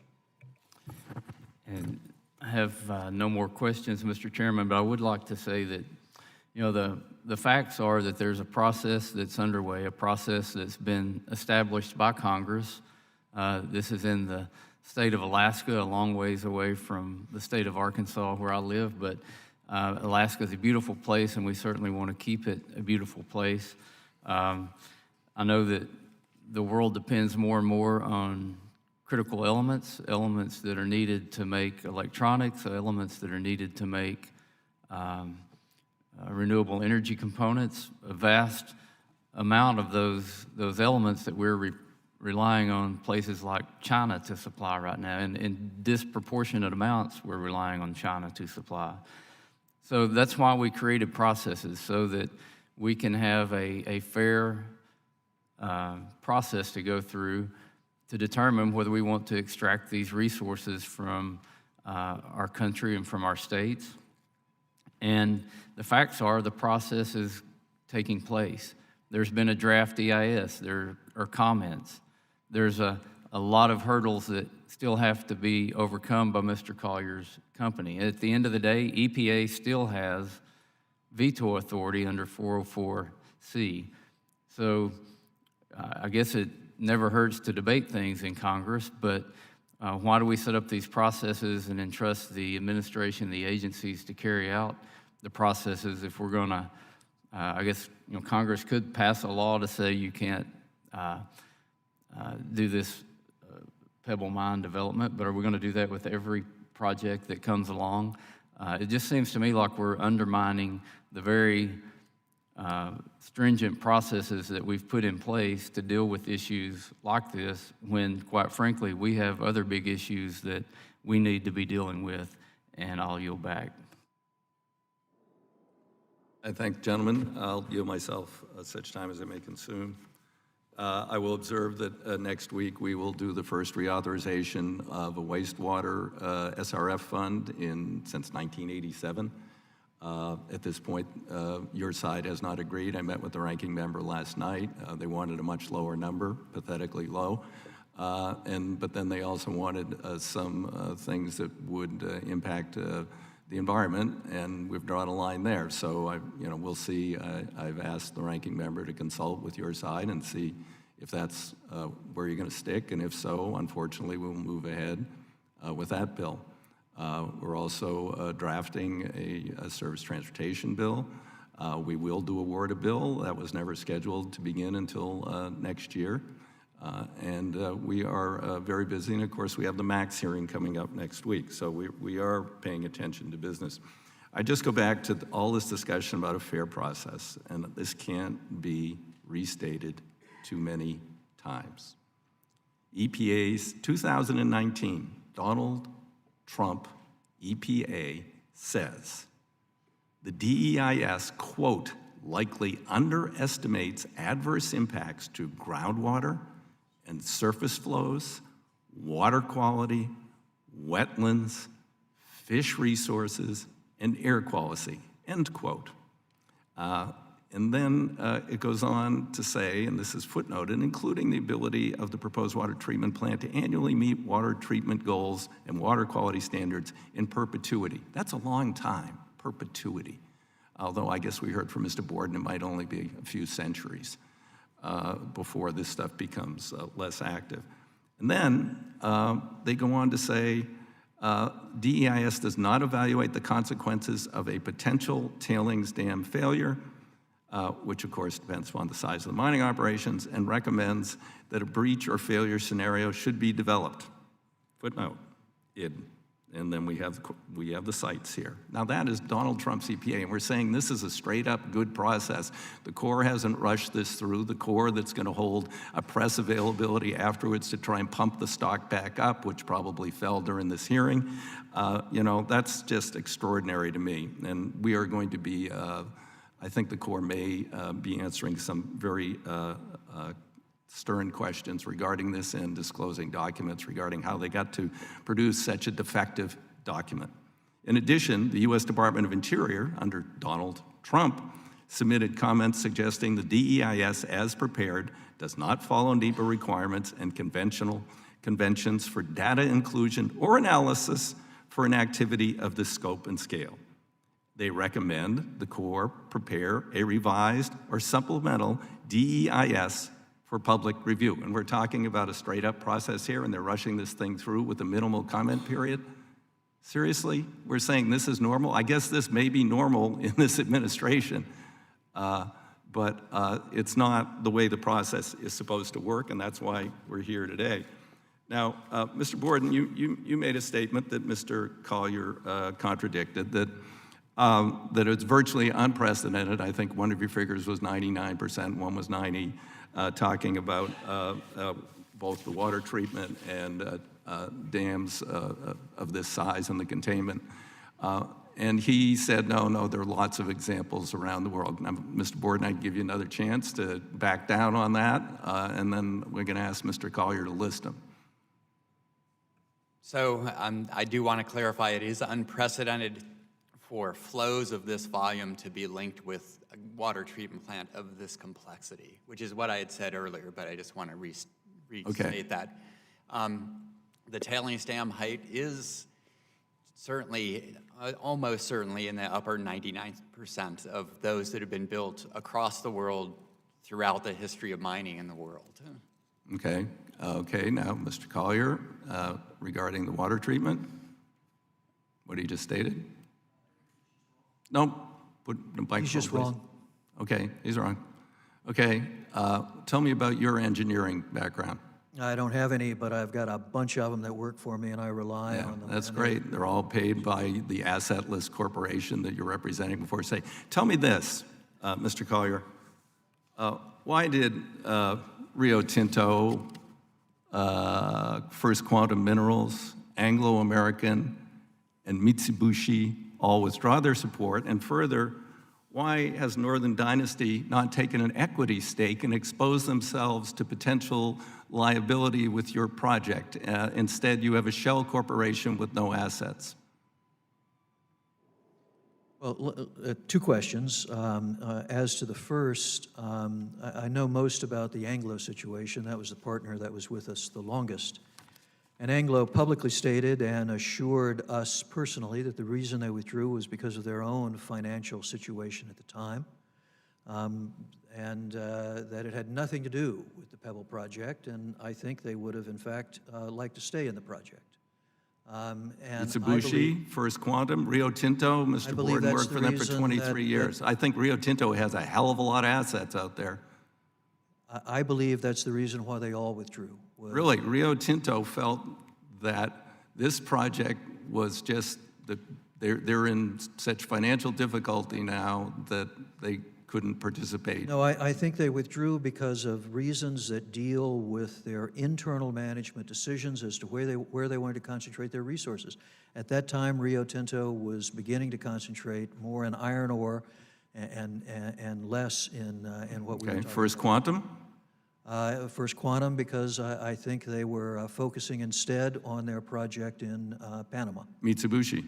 That's way before my time, and I don't know why that happened. So you have a Northern Dynasty who, again, has no equity stake in Pebble. Yes, it does, by the way. I don't understand. They are not part of the Shell Corporation. They have What Shell contributed Corporation funds. are you referring to? Pebble. Pebble is a partnership, and the sole partner in the partnership is Northern Dynasty. There's no Shell Corporation. Okay, so they are linked, and they would have potential Absolutely. liability. Okay, that's good to know, because then we have some assets in the future. And then I'd like to go back to Ms. Costa, because I quickly read the document submitted. It was 2010, and there was huge controversy about blood diamonds and blood gold. And seems like that's what it's referring to. But essentially, Tiffany has made a judgment that this is not a desirable or sustainable project and would cause irrevocable environmental harm. Correct, and I think simply put, the precedent that Pebble Mine would set by bringing materials that are mined from that site into the broader market is bad for consumer-facing companies, because it erodes, to me, it would erode the public's confidence in environmental and social practices and of mining companies. Okay, all right. Any of the other, we've heard a lot from Mr. Collier, thanks to us yielding all this time. The Republicans have yielded all to him. Anybody else on the panel like to summarize? Yes, Ms. Early.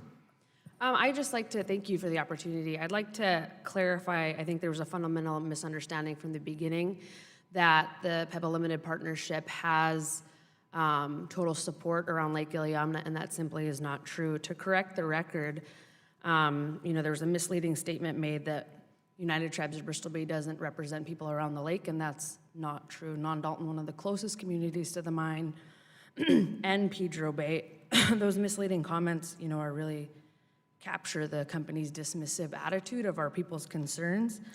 And I would also like to correct the record that the Bristol Bay Native Corporation, one of the major landholders in the region, and the Pedro Bay Corporation are very much opposed to this project and have not granted access to the company for their project.